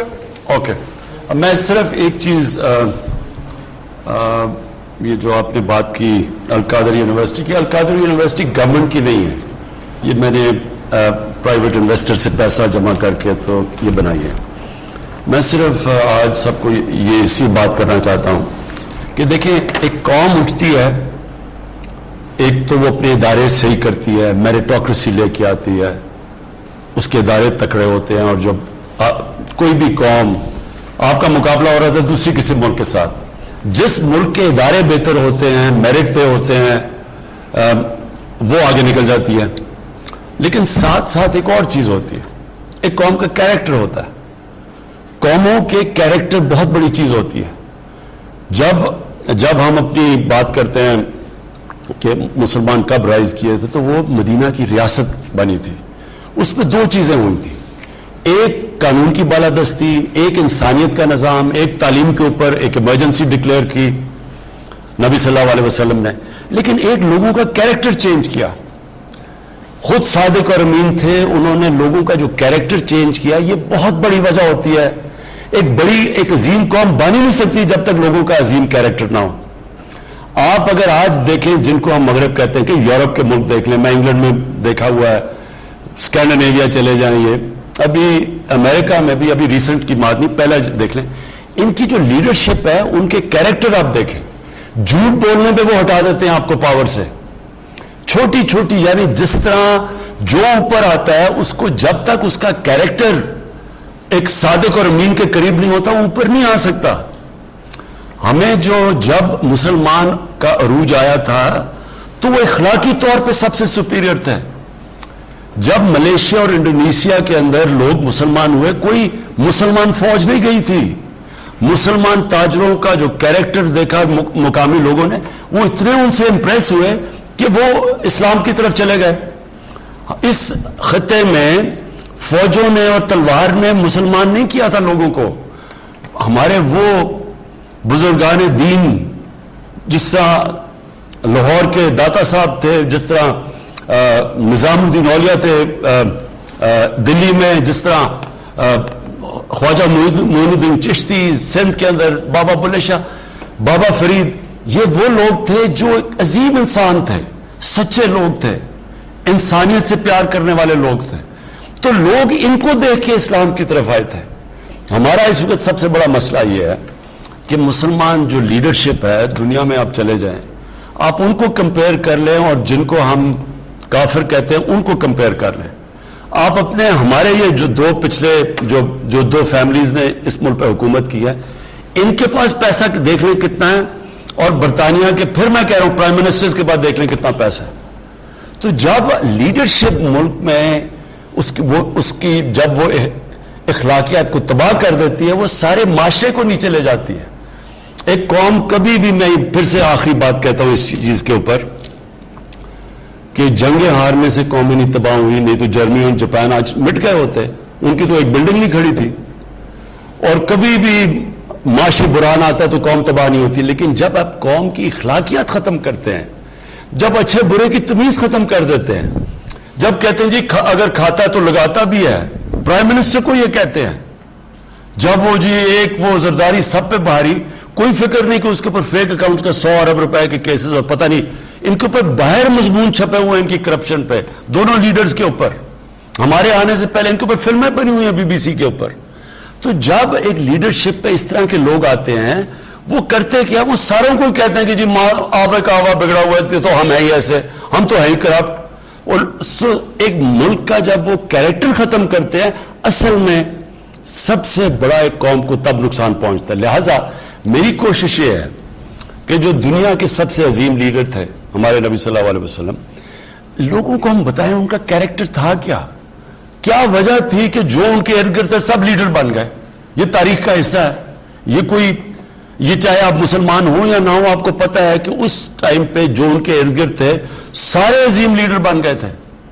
اور جو مدینہ کی ریاست جن اصولوں پہ کھڑا کیا گیا تھا، وہ کبھی ہم نے اپنے لوگوں کو بتایا وہ کیا اصول تھے، کیا وجہ تھی کہ وہ ایک دم اٹھ کے دنیا کی امامت کرنا شروع کیا. انہوں نے، وہی لوگ تھے، پہلے حیثیت کوئی نہیں تھی ان کی، وہی دنیا کی امامت کرنا شروع. یہ تاریخ کا حصہ ہے، لیکن یہ ہمارے لوگوں کو نہیں پتا. انشاءاللہ اسکولوں کے اندر ہم 7، 8 اور 9 کلاسز کے اندر اب باقاعدہ لوگوں کو بتائیں گے ان کے کیریکٹر کا، ان کی تاریخ کا، یہ کیسے، یہ ایولیوشن کیسے. دین میں کوئی زبردستی نہیں ہے، یہ کوئی کسی کو زبردستی دین میں نہیں لا سکتا. لیکن ہم رول ماڈلز کا کیریکٹر تو بیان کر سکتے ہیں کہ وہ کیا کیریکٹر تھا ان کا، اور پھر وہ کیا پرنسپلز تھے مدینہ کی ریاست میں جو اٹھ کے وہ کہاں سے کہاں پہنچ گئے. یہ جب ہم سمجھ جائیں گے، ہمارے لوگ سمجھ جائیں گے، تو تب ساتھ ساتھ ہم باقی ادارے بھی ٹھیک کریں گے، اپنی معیشت کو بھی ٹھیک کریں گے. ہم انشاءاللہ ہمارا جو بہت بڑا احساس ہے اوورسیز پاکستانی، ان کو اب صحیح طرح ابھی تک کبھی بھی ان کو ہم نے صحیح طرح اتنے بڑے اثاثے کو پاکستان کے فائدے میں استعمال نہیں کیا، بلکہ اچھا جی یہ ڈیول نیشنل ہے تو اس کو باہر ہی کر دو جی، جس طرح وہ کوئی غدار ہو گیا. تو ہم کبھی بھی ان کو بھی کھینچیں گے، لیکن ساتھ ساتھ ایک نیشن کا کیریکٹر بنے گا. ہمارے جو لیڈر تھے اس ملک کے، قائد اعظم محمد علی جناح، ان کے دشمن بھی کہتے تھے کہ صادق اور امین ہے. جی آپ کی کالز کا سلسلہ جاری ہے، نمبر آپ کی اسکرین پر بھی آ رہا ہے. اگلے کالر ہمارے ساتھ. السلام علیکم. جی وعلیکم السلام. جی کون صاحب؟ جی ریحان طاہر بات کر رہا ہوں جو ہند خان سے. جی السلام علیکم خان صاحب. جی وعلیکم السلام. سر میں ریحان طاہر بات کر رہا ہوں رحیمہ خان سے، جنوبی پنجاب جو آپ نے بنانا ہے انشاءاللہ. سر میں ایک سوشل ورکر ہوں اور کوئی بھوکا نہ سوئے مہم کلین گرین پاکستان پہ آپ کو دعائیں ہیں، آپ کے ساتھ ہیں اور کچھ مشورے ہوں گے انشاءاللہ جو آپ کی ٹیم کو میں ضرور پیش کرنا چاہوں گا دیگر اسٹیک ہولڈر. سر یہ ملک متحمل نہیں ہو سکتا نہ دھرنے کا، نہ جلسوں کا، نہ جلوسوں کا. ایک غریب کی زندگی کو بینگ اے سوشل ورکر ہم بہت سے دیکھتے ہیں، قریب سے دیکھتے ہیں، یہ خدمت کے سفر میں ہم آپ کے ساتھ ہیں، لیکن اس کا کوئی رول بنائے، کوئی ریگولیشن بنائے کہ یہ ملک احتجاج کا متحمل ہو سکتا ہے. اس پہ پالیسی بنے کہ پی ڈی ایم نے اعلان کر دیا کہ جی ہم بجٹ کو منظور نہیں ہونے دیں گے. ایک غریب آدمی بہت پریشان ہے اور ہم اس پہ آپ کے ساتھ ہیں خدمت کے سفر میں، لیکن اس پہ پالیسی بننی چاہیے جو آنے والے دنوں میں انشاءاللہ پاکستان کو مزید روشن کرے. جی میں دیکھیں، آپ کیونکہ میں ایک اسٹوڈنٹ ہوں ہسٹری کا اور پولیٹیکل سائنس کا بھی، آج ذرا ایک ملیشیا کو مہاتر محمد نے اٹھا دیا، لیکن وہ دیکھیں کہ وہ کیا انوائرمنٹ تھی جس میں وہ اٹھاتے گئے. ان کی جو 15-20 سال کی سٹرگل تھی، انہوں نے کیسے ملیشیا کو ایک لو انکم سے مڈل انکم ملک میں لے گئے. پھر ساؤتھ کوریا کے آپ دیکھ لیں کہ ان کا جنرل پارکس تھا، اس نے اٹھا کے کوریا کو کدھر سے کدھر لے گئے. ان کی سب چائنا کا آپ سٹڈی کر لیں. دیکھیں مسئلہ ہمارا کیا، ہمارا مسئلہ شروع ہوا ایک تو جب ملٹری گورنمنٹ کرتی ہے تو وہ بدقسمتی سے ان کو اداروں کو کمزور کر کے گورنمنٹ پہ آنا پڑتا ہے. عدلیہ کے اوپر کنٹرول کرنا پڑتا ہے، باقی اداروں پہ کنٹرول اپنے نیچے لانا پڑتا ہے. تو وہ جس طرح حکومت کرتی ہیں وہ پھر اپنے آپ کو جب جسٹیفائی کرتا ہے کہ نہیں ہم ڈیموکریٹس بھی ہیں، پھر ایک مصنوعی ڈیموکریسی بھی آتی ہے، وہ بڑا نقصان پہنچاتی ہے. لیکن جو ہمارے یہ جو 1988 کے بعد جو پولیٹیکل لیڈرز آئے، انہوں نے کیا کیا کہ انہوں نے بجائے اداروں کو مضبوط کرنے کے انہوں نے بھی کمزور کر دیے. اور پھر کیونکہ انہوں نے پیسہ بنا لیا، اب ان کا سارا مقصد یہ ہے کہ جو پیسہ بنا کے باہر لے کے گئے ہوئے ہیں، اس پیسے کو بچانا کیسے. پہلے انہوں نے نقصان پہنچایا پیسہ بنا کے، اب یہ نقصان پہنچا رہے ہیں اس پیسے کو بچانے کے لیے. تو یہ سارا بلیک میل، یہ ان کا مقصد یہ نہیں ہے کہ اب ان کو تو اگر ان کو معیشت کی پرواہ ہوتی تو آج تو ان کو ہمیں مبارکیں دینی چاہیے تھی. کیونکہ یہ جو فگرز ہیں، میں اس کے بعد صرف 1 منٹ حماد کو کہوں گا کہ آپ کو بتائیں کہ کیسے ہم آئے ہیں. یہ سمجھ رہے ہیں کہ ہم نے یہ سارا خود ہی، جس طرح وہ اسحاق ڈار بنا دیتا تھا کہ جی بڑا اچھا ہو گیا اور وہ فگرز کو چینج کرتا تھا، ہم نے یہ کہیں جب 0.5 ہماری گروتھ ریٹ تھی تو تب کیوں نہیں ہم نے چینج کی؟ تب تو کوئی نہیں، کسی نے نہیں کہا کہ جی آپ نے گروتھ ریٹ. تو یہ وہ بالکل میں آپ کو یقین دلاؤں گا کہ میں کبھی مانتا ہی نہیں ہوں کہ ہم جھوٹ لوگوں سے بول کے اپنی تعریف کروائیں. میں ابھی حماد کو کہوں گا آپ کو بتائیں، لیکن اس سے پہلے مسئلہ اب یہ آ گیا ان کا کہ یہ اب گھبرا گئے ہیں کہ ملک اب اوپر جانے شروع ہو گیا. انہوں نے سب کو کہا ہوا تھا کہ یہ آج گیا تو کل گیا، تو حکومت 6 مہینے میں گئی، 5 مہینے میں گئی، دسمبر میں گئی. جب حکومت نہیں گئی اور انہوں نے کہا جی یہ نااہل ہے، معیشت تباہ کر دی. اب ان کے مقابلے میں جو یہ چھوڑ کے گئے تھے، اور اللہ کا شکر ہے آج جدھر ہم کھڑے ہیں، میں صرف ایک آپ کو چیز دکھانا چاہتا ہوں. انہوں نے جو ہمیں قرضہ دے کے گئے تھے، جس کی جو بوجھ ہمارے اوپر پڑا ہوا ہے، یہ بڑا ضروری ہے آپ کو دیکھنا. یہ ذرا ایک غور سے دیکھ لیں گے. یہ 2016 سے پاکستان کا قرضہ دیکھیں کہ جو بیرونی ملک ہمارا قرضہ ہے، یہ جو ڈالرز ہم باہر سے جو اصل وزن پڑا ہوا ہے، جس کی وجہ سے IMF کے پاس جانا پڑتا ہے، یہ شروع ہوا ہے 2016 سے. یہ قرضہ جانا شروع ہوا ہے. یہ جب ہم آئے 2018-19 میں، یہ کیونکہ قرضہ لینا پڑتا تھا کس نے دے رہے، آج یہ یہاں پہنچ گیا. یہ ذرا دیکھیں کہ یہ آج سب سے کم قرضہ لیا ہے ہم نے کتنے سالوں کے بعد. یہ ذرا دیکھ لیں. اس کا مطلب کہ جو بیرونی ہم نے، وہ گورنمنٹ آئی ہے جس نے اپنے قرضے واپس کیے ہیں، اور ہمیں اب قرضے لینے کی کم سے کم ضرورت پڑ رہی ہے.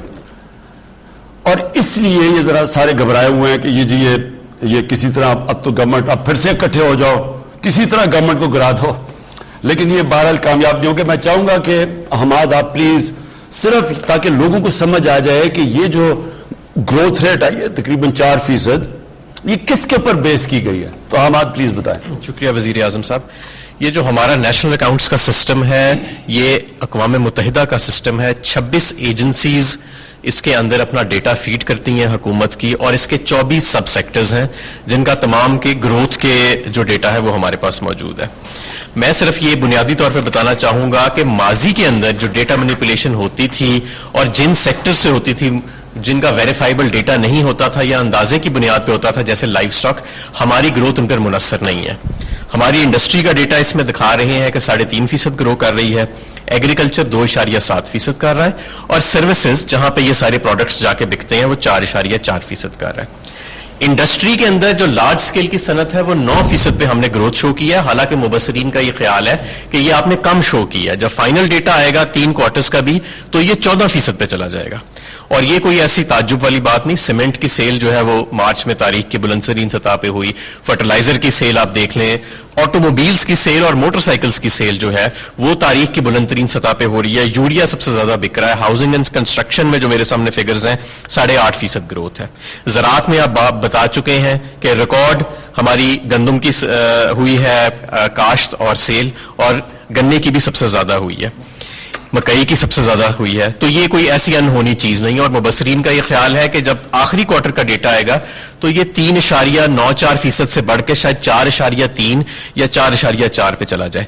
آپ نے ایک اور اس کے ساتھ بات کی کہ کیونکہ ہمارے کرنٹ اکاؤنٹ کا جو ڈیفیسٹ ہے وہ یہ گروتھ جو ہے یہ اس کے ساتھ منسلک نہیں ہے. پہلے تو یہ ہوتا تھا امپورٹ کھول کے گروتھ بڑھا دیتے تھے. ہمارا 17 سال کے بعد کرنٹ اکاؤنٹ بھی سرپلس کے اندر شو ہو رہا ہے تقریباً $800 ملین.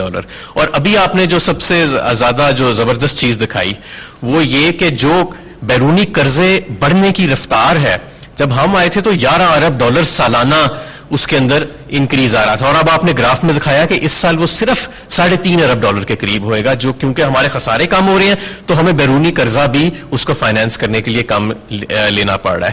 تو یہ صرف ہماری یہ نہیں کہ ہماری گروتھ بڑھ رہی ہے, اس کی جو کوالٹی ہے, یعنی کہ یہ وہ گروتھ ہے جو خساروں کے سر پہ نہیں ہے, جو قرضوں کے سر پہ نہیں ہے, اور جو امپورٹس کے سر پہ نہیں ہو رہی. تو یہ سب سے زیادہ ریمارکیبل چیز ہے. میں اس ایک اور آپ سب کو ایک اور چیز دکھا دوں. یہ کرنٹ اکاؤنٹ, یہ ذرا فگر دیکھ لیں.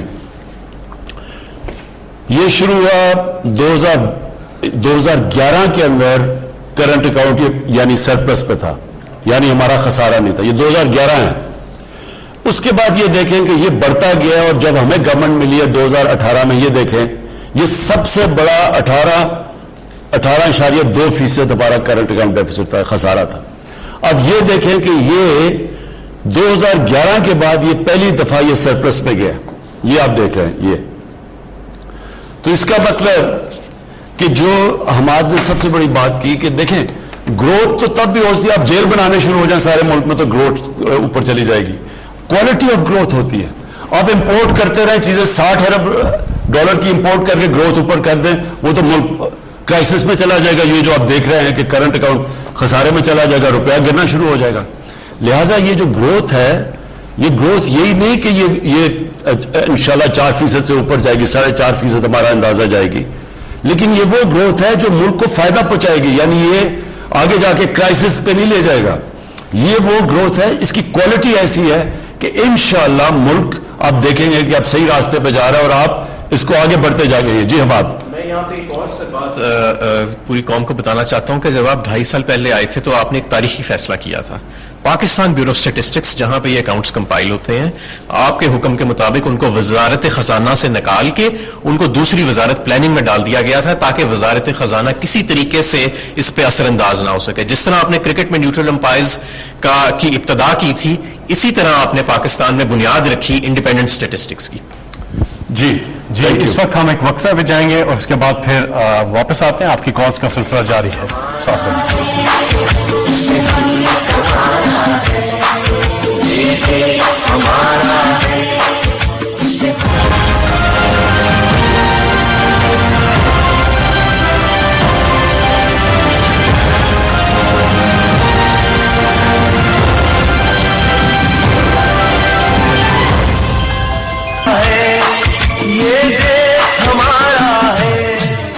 کے بعد ایک بار پھر ہم آپ کی خدمت میں حاضر ہیں. آپ کے سوالات کا سلسلہ جاری ہے. اگلے کالر ہمارے ساتھ ہیں. کون؟ جی السلام علیکم. وعلیکم السلام. جی میں سعدیہ سہار بات کر رہی ہوں سیالکوٹ سے. جی میں پی ایم صاحب سے بات کرنا چاہتی ہوں. جی سن رہا ہوں. جی پر مجھ سے میرا بچہ 5 سال کا ہے جسے تھیلیسیمیا ہے. میں اس کے علاج کے لیے ساتھ پروگرام پر بھی اپلائی کر چکی ہوں مگر اس کا رپلائی میں جانے کب آئے گا. میرے بچے کو علاج کے لیے امیڈیٹ ٹریٹمنٹ کی ضرورت ہے. میں اپنا بورڈ فیل کر چکی ہوں, 2 دفعہ کراچی جا چکی ہوں مگر اتنا ایکسپینسو علاج میں افورڈ نہیں کر سکتی. میں آپ سے ریکویسٹ کرتی ہوں کہ آپ پلیز میرے بچے کے ٹریٹمنٹ کے لیے میری ہیلپ کریں. جی یہ تھیلیسیمیا کا بالکل آپ ٹھیک کہتی ہیں, یہ ایک ایسی بیماری ہے جو ماں باپ کے لیے, بچوں کے لیے تو ہے ہی لیکن ماں باپ کے لیے بہت بڑا عذاب ہے اور مجھے اس کا پورا ایکسپیرینس ہے. تو انشاءاللہ میں آپ کا نوٹ کر لیں گے, آپ کو جو بھی ہم کر سکے کریں گے جی آپ کے لیے. جی پرائم منسٹر صاحب, اس سے ملتا جلتا ایک اور سوال آیا ہے. انہوں نے بھی بتایا کہ حالات ایسے نہیں ہے کہ وہ افورڈ کر سے. یہ سوال سوشل میڈیا پر ایک نہیں کئی دفعہ آیا ہے کہ یہ بتائیں کہ مہنگائی جو ہے اس پہ کیسے قابو پائیں گے. مہنگائی جو ہے اس سے ہمارے بہت برے حالات ہیں اور ہمیں آپ میں امید تو نظر آتی ہے لیکن مہنگائی جو ہے وہ کم نہیں ہو رہی. میں اپنی قوم کے سامنے پہلے بھی اس کے بار بار جواب دے چکا ہوں. دیکھیں یہ مجھے سب سے زیادہ چیز جو رات کو اگر مجھے نیند نہیں آتی تو اسی چیز پہ آتی ہے, مہنگائی کے اوپر. اور مہنگائی خاص طور پہ ان چیزوں پہ جو کہ عام آدمی استعمال کرتا ہے, گھی ہے, آٹا ہے, چینی ہے, دالیں ہیں, یعنی یہ ایک عام آدمی کی جو استعمال کی چیزیں جب یہ مہنگی ہوتی ہیں تو یہ اس کا بہت زیادہ بوجھ پڑ جاتا ہے ان لوگوں کے اوپر جو کہ تنخواہ دار ہیں, جو کہ مزدور ہیں. اور یہ ایک قوم جو اپنے ان لوگوں کا دھیان نہ رکھ سکے وہ سویلائز قوم نہیں ہوتی.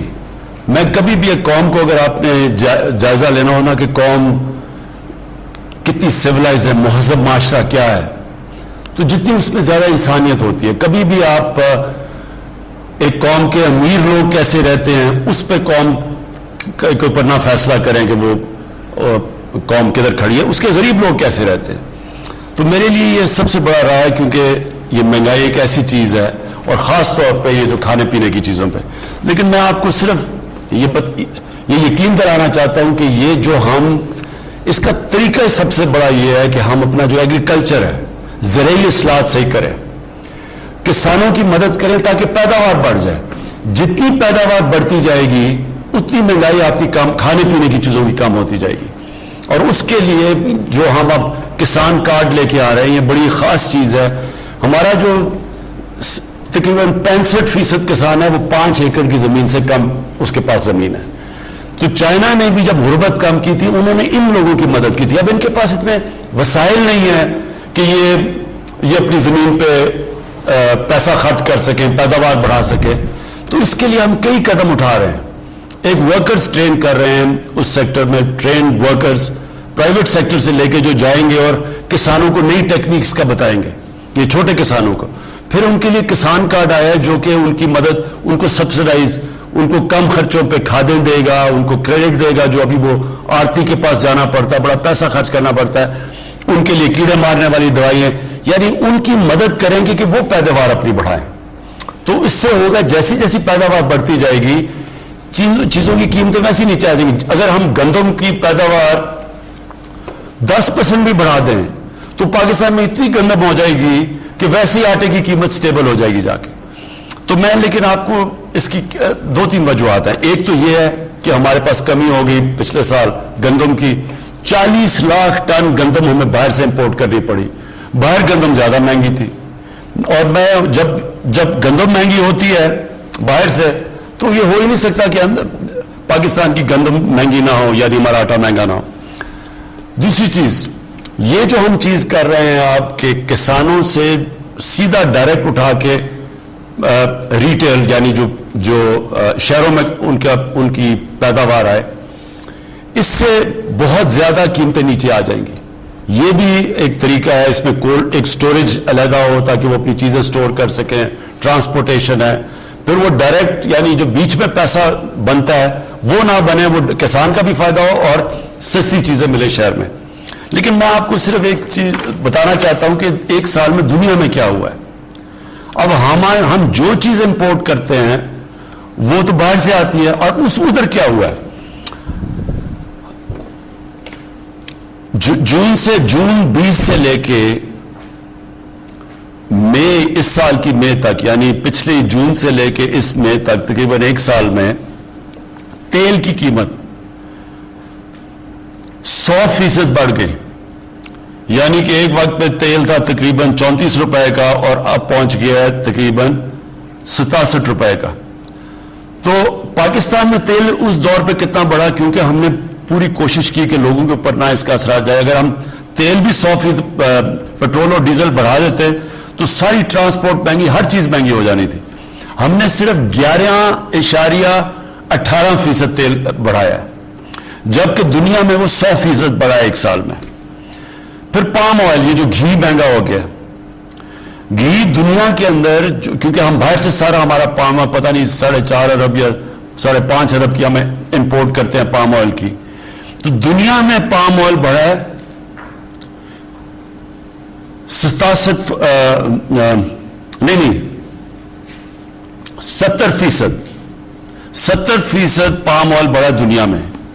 पाकिस्तान में हमने सिर्फ 27% बढ़ाया। फिर यूरिया और डीएपी, ये जो किसान इस्तेमाल करते हैं, वो 74% दुनिया में बढ़ा है इसी वक्त में। हमने सिर्फ 16% बढ़ाया। कोशिश पूरी की है कि जो बाहर से चीजें आए वो पूरा उसका बोझ अवाम पे ना पड़े, इसका सिर्फ बोझ गवर्नमेंट ने उठाया है। तो इंशाअल्लाह हमारी पूरी कोशिश है कि हम आगे जाके और आपके लिए अपनी कौम को बचाने के लिए कि बाहर से महंगाई ना हो, हम कोशिश करेंगे आगे से डीएपी भी पाकिस्तान में ही बने, क्योंकि यहाँ फॉस्फेट, हमारे पास फॉस्फेट है, हम इसके यहाँ भी बना सकते हैं, अब तक इंपोर्ट करते रहे हैं। हम पाम ऑयल को भी कोशिश कर रहे हैं कि पाकिस्तान में कोस्टल बेल्ट के ऊपर हम पाम ऑयल का करें, इसकी रिप्लेसमेंट करें ताकि बाहर प्रेशर ना पड़े। जैतून सारे इस वक्त पख्तूनख्वा और बलूचिस्तान के शुमाल में हम पूरी कोशिश कर रहे हैं कि वहां जैतून का इनकलाब आ जाए। यानी जितनी जैतून की प्लांटेशन हुई है, करोड़ों दरख्त लगाया हमने, और कोशिश ये है कि वो भी हमारा जो कुकिंग ऑयल है उसमें हमारी मदद करे और भी उसके एक्सपोर्ट भी हम कर सकते हैं। तो हम पूरी कोशिश कर रहे हैं कि इंशाअल्लाह आने वाले दिनों में कीमतें ऊपर के बजाय ऊपर जाने के नीचे आए। जी, आपकी कॉल का सिलसिला जारी है। एक चीज आपसे दरखास्त यह है, क्योंकि बहुत से लोग कॉल करना चाहते हैं लेकिन उनकी कॉल नहीं मिलती, वक्त कम होता है। आज हमने ये किया है कि प्रोग्राम खत्म होने के बाद भी आधा घंटा आप कॉल कर सकते हैं। हमारी यहाँ पे पीएम ऑफिस की जो टीम है वो मौजूद होगी और आपकी जो भी शिकायत होंगे, ये सब आपकी जी कंसर्न्स होंगे, उनको वो नोट कर लेंगे और फिर आपको कॉल बैक करेंगे। अगले कॉलर हमारे साथ कौन है? जी अस्सलाम वालेकुम। अस्सलाम जी, मैं वहीद अहमद बात कर रहा हूँ और मैं भी मौजूद हूँ। और मेरा ताल्लुक और पाकिस्तान फूड एक्सपोर्ट एसोसिएशन से और सब्जी और फल एक्सपोर्ट करते हैं। और अल्लाह का शुक्र है कि हमने 2019-20 में 12.5% इंक्रीज की है और इंशाअल्लाह ताला आपने की एक्सपोर्ट का रिकॉर्ड कायम किया है। बात ये कि ये बातें तो हम एक्सपोर्ट कर रहे हैं सब कुछ। अभी मैं बात भी सुन रहा था ऑनरेबल प्राइम मिनिस्टर साहब की कि जब तक हम हील नहीं बढ़ाएंगे तो हमारी महंगाई कम नहीं होगी। अगर हील बढ़ेगी तो हमारी एक्सपोर्ट भी बढ़ेगी और हमारी लोकल जो प्राइस है वो भी कम होगी। तो हम ये चाहते हैं कि हमने जो हॉर्टिकल्चर विजन 10 साल का प्लान बनाया है, जिसमें हम कह रहे हैं कि पाकिस्तान की एक्सपोर्ट आज $730 मिलियन की है, उसको किस तरीके से 2 साल में 1 अरब, 5 साल में 2.5 अरब और 10 साल में किस तरह 6 अरब आप लोगों को जॉब जनरेशन भी इधर होगी। जितना एग्रीकल्चर में अपॉर्चुनिटी है जॉब जनरेशन में, दूसरे सेक्टर में नहीं है। तो अभी हमें तो लग रहा है कि हम एक्सपोर्ट बढ़ रहे हैं, मगर हमारी फ्रूट एंड वेजिटेबल की बास्केट बहुत छोटी है। हमें प्रोडक्ट डेवलप करना पड़ेगा और उससे क्या होगा, हमारी यील्ड जब बढ़ेगी। मैं आपको मिसाल मैंगो, अगर पाकिस्तान में 1 एकड़ में हम 3.5 टन निकाल रहे हैं, दुनिया 15 से 20 टन निकाल रही है। सेब जो है 1 एकड़ में जो हम अपना एक टन निकाल रहे हैं, दुनिया उसमें 10 टन निकाली, हम बहुत पीछे दुनिया से। मेरा ये कहना है कि हम अपनी रिसर्च एंड डेवलपमेंट को फोकस करें और न्यू वैरायटीज पे काम करें। हम ये समझते हैं कि हम अपनी 22 करोड़ आवाम को भी खिला सकते हैं और दुनिया को भी खिला सकते हैं। और हमने अपने कॉर्बेट में 2019-20 में जो हमें प्रॉब्लम थे एक्सपोर्ट के, इतने बड़े इशू थे, एयरलाइन के इशू थे, बॉर्डर के इशू थे, मगर हमारी मिनिस्ट्री ने मदद करके मसले हल किए और हमने अपने एक्सपोर्ट 12.5% इंक्रीज किए, रिकॉर्ड एक्सपोर्ट पाकिस्तान। जी आपकी जो ये बात आपने कही कि रिसर्च करनी चाहिए, हमें देखना चाहिए कि पाकिस्तान में और कौन से हम वेजिटेबल्स उगा सकते हैं। अब देखें ना, जैतून है, अब ये हमें क्यों नहीं समझती कि हमारे मुल्क में जितनी जैतून की पोटेंशियल है हम दुनिया को एक्सपोर्ट कर सकते हैं, और वो बेहतरीन ऑयल है। जैतून का जो तेल है वो महंगा सबसे ज्यादा है वो। तो अब एकदम फैसला पख्तूनख्वा में हुआ और अब ये सारी जगह जैतून लगना शुरू हो गया, और इंशाल्लाह आप देखेंगे 2-3 साल के अंदर हम उस पोजीशन में आ जाएंगे कि जैतून एक्सपोर्ट कर सकते हैं। उसी तरह एक जो सब्जियों में जो सबसे, जिसको किंग ऑफ वेजिटेबल्स कहते हैं, वो है एवोकाडो। अब पाकिस्तान में बेहतरीन जगह है एवोकाडो लगाने की। मैंने अपने घर में लगाए हैं, तो मैं तो हैरान हो गया कि जिस तरह के वो एवोकाडो हो गए। अब हम ये सारी जगह लगा सकते हैं। वो सबसे महंगा फल है, वैल्यू एडेड है, हम ये बेच सकते हैं। मेरा कहने का मकसद ये है कि हमारे मुल्क में 12 मौसम है, 12 क्लाइमेटिक जोन्स हैं हमारी, हम कोई चीज भी उगा सकते हैं। यानी दुनिया में जो चीजें, हमें कोई जरूरत ही नहीं कोई चीज इंपोर्ट करने की। मसला ये है हमने कभी इसके ऊपर तवज्जो नहीं दी। अब हम पूरी तरह इन चीजों के, मसलन शुगर बीट है, ये एक शुगर केन को कई जगह पर रिप्लेस कर सकती है, पानी भी कम लेती है, कम टाइम में तैयार हो जाती है। और हम जब गन्ना है वो ज्यादा महंगा है, उसका पानी ज्यादा इस्तेमाल होता है, ड्यूरेशन लंबा है, कभी किसी ने इसके ऊपर तवज्जो नहीं दी। इंशाअल्लाह हमारा पूरा काम हो रहा है कि अगर हमने अपने लोगों को, हमारी बढ़ती हुई आबादी है, इनको खिलाना है, तो नई नई चीजें लानी पड़ेंगी, नई सोच आनी पड़ेगी। और फिर इसमें रिसर्च, जो आपने असल बात की कि हमारा अच्छा भला एक वक्त पे फैसलाबाद की जो एग्रीकल्चर यूनिवर्सिटी थी वो बड़ी मानी जाती थी, उसमें बड़ा जबरदस्त काम था। आहिस्ता आहिस्ता रिसर्च भी खत्म हो गई, सीड डेवलपमेंट पे, बीजों के ऊपर भी काम नहीं किया। हिंदुस्तान में वो साथ वाला पंजाब है, वहां ज्यादा पैदावार है, उनकी हमारी कम है। हम हिंदुस्तान वाली पैदावार ले तो हम गंदम एक्सपोर्ट कर सकते हैं और भी चीजें। सो एनीवे इसके ऊपर इंशाल्लाह हम काम कर रहे हैं। जी प्राइम मिनिस्टर साहब, अब हम आगे बढ़ेंगे। एक सवाल है सोशल मीडिया पे एहतसाब के हवाले से, लेकिन हमारे साथ एक कॉलर है, आज के इस प्रोग्राम के आखिरी कॉलर, लेकिन प्रोग्राम खत्म होने के बाद आप अपने रिकॉर्ड करवा सकते हैं मैसेजेस जो भी हों इधर ऑफिस में। जी अस्सलाम वालेकुम। जी वालेकुम अस्सलाम। जी कौन बात कर रही है? मैं आयशा बात कर रही हूँ, मैं कोयटा से बिलोंग करती हूँ। प्राइम मिनिस्टर इमरान खान साहब से बात करनी। जी आयशा बोलें। जी खान साहब, पहली बात तो ये कि आपकी आवाम आपसे बहुत प्यार करती है, उनके इवन बच्चे भी आपसे बहुत प्यार करते हैं। आप जो इकदाम कर रहे हैं हमें आप पे पूरा भरोसा है, लेकिन मसला इतना बड़ा है कि कहीं सुनवाई नहीं होती है। मैं बेवा हूँ, मेरी वालदा भी बेवा है और कोई मेरा बहन भाई नहीं है। 3 साल का मेरा बेटा है। 65 साल की टीचिंग की कमाई से मेरी वालदा ने सिंगल स्टोरी घर बनाया DH डैबर में, लाहौर में, और उसको 2019 में किराए पे हमने दिया। वो उन्होंने कब्जा कर लिया, SSP का भाई था। शेख उमर साहब ने मेरा 2020 में दिसंबर में मेरा कब्जा छुड़वाया। अल्लाह ताला उन्हें सेहत तंदुरुस्ती दे, इज्जत दे, लेकिन वो बंदा नतीजे में मुझे 5 लाख का मकरूज करके चला गया। शेख उमर साहब ने हिदायत की थी कि इनका मसला हल करवाएं, लेकिन उनकी ट्रांसफर हो गई। जो नए CCPO साहब थे उन्होंने भी हिदायत की। अब वो सिर्फ अब तक जो है हिदायत ही चल रही है। SSP के भाई होने के नाते कोई मसला हल नहीं हुआ, और नतीजा ये निकला कि मेरी वालदा ने इतनी टेंशन ली कि वो कैंसर पेशेंट डायग्नोज हो गई है। मेरे पास कफन के भी पैसे नहीं, और मैंने बैंक से लोन लेकर अपनी वालदा का इलाज करवा रही हूँ। आप मुझे बताएं, बच्चे को पालू, पैसे लोगों के दूं मैं लोन के पैसे दूं? कम से कम मेरे पैसे तो मुझे दिलवाए, मैं क्या करूं? और कम से कम सोसाइटी इतनी बड़ी है, उसको इस चीज का पाबंद बनाएं कि जिस तरह अस्करी सोसाइटी वो रेंट के मामला को देखती है, तो ये भी रेंट के मामला देखे। और कम से कम आप चीफ जस्टिस को हमारी अपील पहुंचाएं कि हमें किस बात की सजा दी जाती है, क्यों स्टे दिया जाता है ऐसे लोगों को, किस बात का स्टे दिया जाता है। मैं, आप यकीन करें, कोविड में कोयटा से लाहौर पूरा 1 साल में हॉस्टल में ख्वार होती रही।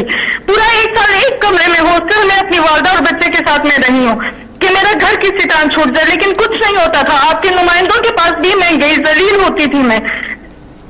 जी देखिए, ये मैंने अपने पिछले 30 साल में कितनी दफ़ा इस तरह की कहानियाँ सुनी हैं, और ये आप बात ठीक कह रही हैं कि हमारा जो सिस्टम है, जो इंसाफ का निज़ाम है, वो आहिस्ता आहिस्ता काम करना छोड़ गया। और वो जो इंसाफ होता है ना, जी मैं आपको पहले समझा दूँ, इंसाफ होता क्या है? इंसाफ तो कमज़ोर को चाहिए होता है, ताकतवर तो अपने आप को कानून से ऊपर चाहता है कि कानून उसके लिए हो ना। ये जो सारा माफियाज है पाकिस्तान में, जो इस वक्त सब इकट्ठे हुए हैं कि किसी तरह ये गवर्नमेंट चली जाए, इनकी क्या मसला क्या हमारी गवर्नमेंट से? इनका मसला ये है कि कानून के ऊपर रहना चाहते हैं कि और अगर ये कानून के ऊपर रहते हैं तो ये मुल्क आगे इसलिए नहीं बढ़ सकता क्योंकि कोई भी दुनिया में जिस मुल्क में कानून की हुक्मरानी नहीं होती वो मुल्क आगे नहीं बढ़ सकता। जितने भी मुल्क आगे बढ़े हुए हैं, क्योंकि जिसका भी वास्ता पड़ा बाहर एडवांस्ड सिविलाइज्ड तरक्की याफ्ता मुल्कों को देखने का, तो उनमें एक चीज होती है, कानून की हुक्मरानी। कोई कानून के ऊपर नहीं। वहां माफियाज नहीं काम कर सकते, वहां कब्जा ग्रुप नहीं चल सकता, वहां आपको सिफारिशें नहीं चाहिए होती, आपको प्राइम मिनिस्टर को टेलीफोन करके नहीं बताना पड़ता कि जी मेरे घर के ऊपर कब्जा हुआ है और किसी ताकतवर ने, और हम हैं भी, और अगर कोई आदमी भी नहीं है घर में मदद करने वाला तो उनका क्या बनता है? ये सारी जो जंग है जिसके लिए मैं पॉलिटिक्स में आया था, इंसाफ की तहरीक इस मुल्क में कमजोर की हिफाजत करने के लिए, कमजोर को और ताकतवर को कानून के नीचे लाने के लिए, ये स्ट्रगल है। ये सारी जो पीडीएम है ये चाहती है हम कानून के ऊपर हो, हम जो मर्जी करें, केसेस पुराने बने हुए हैं लेकिन हम इनको माफ कर दें, नहीं तो दमन करा देंगे। ये भी वो शुगर माफिया है, उन्होंने कहा जी एफआईए कौन होती है हमारे ऊपर करने के लिए, वो उन्होंने जब शुगर एसोसिएशन ने एफआईए को खत लिख दिया कि तुम अगर करोगे हम चीनी की कीमतों पर बढ़ा देंगे अगर हमारे ऊपर कार्रवाई करोगे। ये हर जगह लोग बैठे हुए हैं, ये जद्दोजहद है। देखिए इंसाफ की तहरीक होती है, इंसाफ के लिए कौम को आजादी की जंग लड़नी पड़ती है इन माफिया से, और ये एक जहाद का नाम है। ये अल्लाह का हुक्म है कि मेरी जमीन पे इंसाफ कायम करो। मेरा आपसे ये वादा है कि मेरी पूरी कोशिश है, जब तक मैं इक़्तिदार में हूं, जब तक मैं नहीं भी हूं, मैं इसके लिए लड़ूंगा।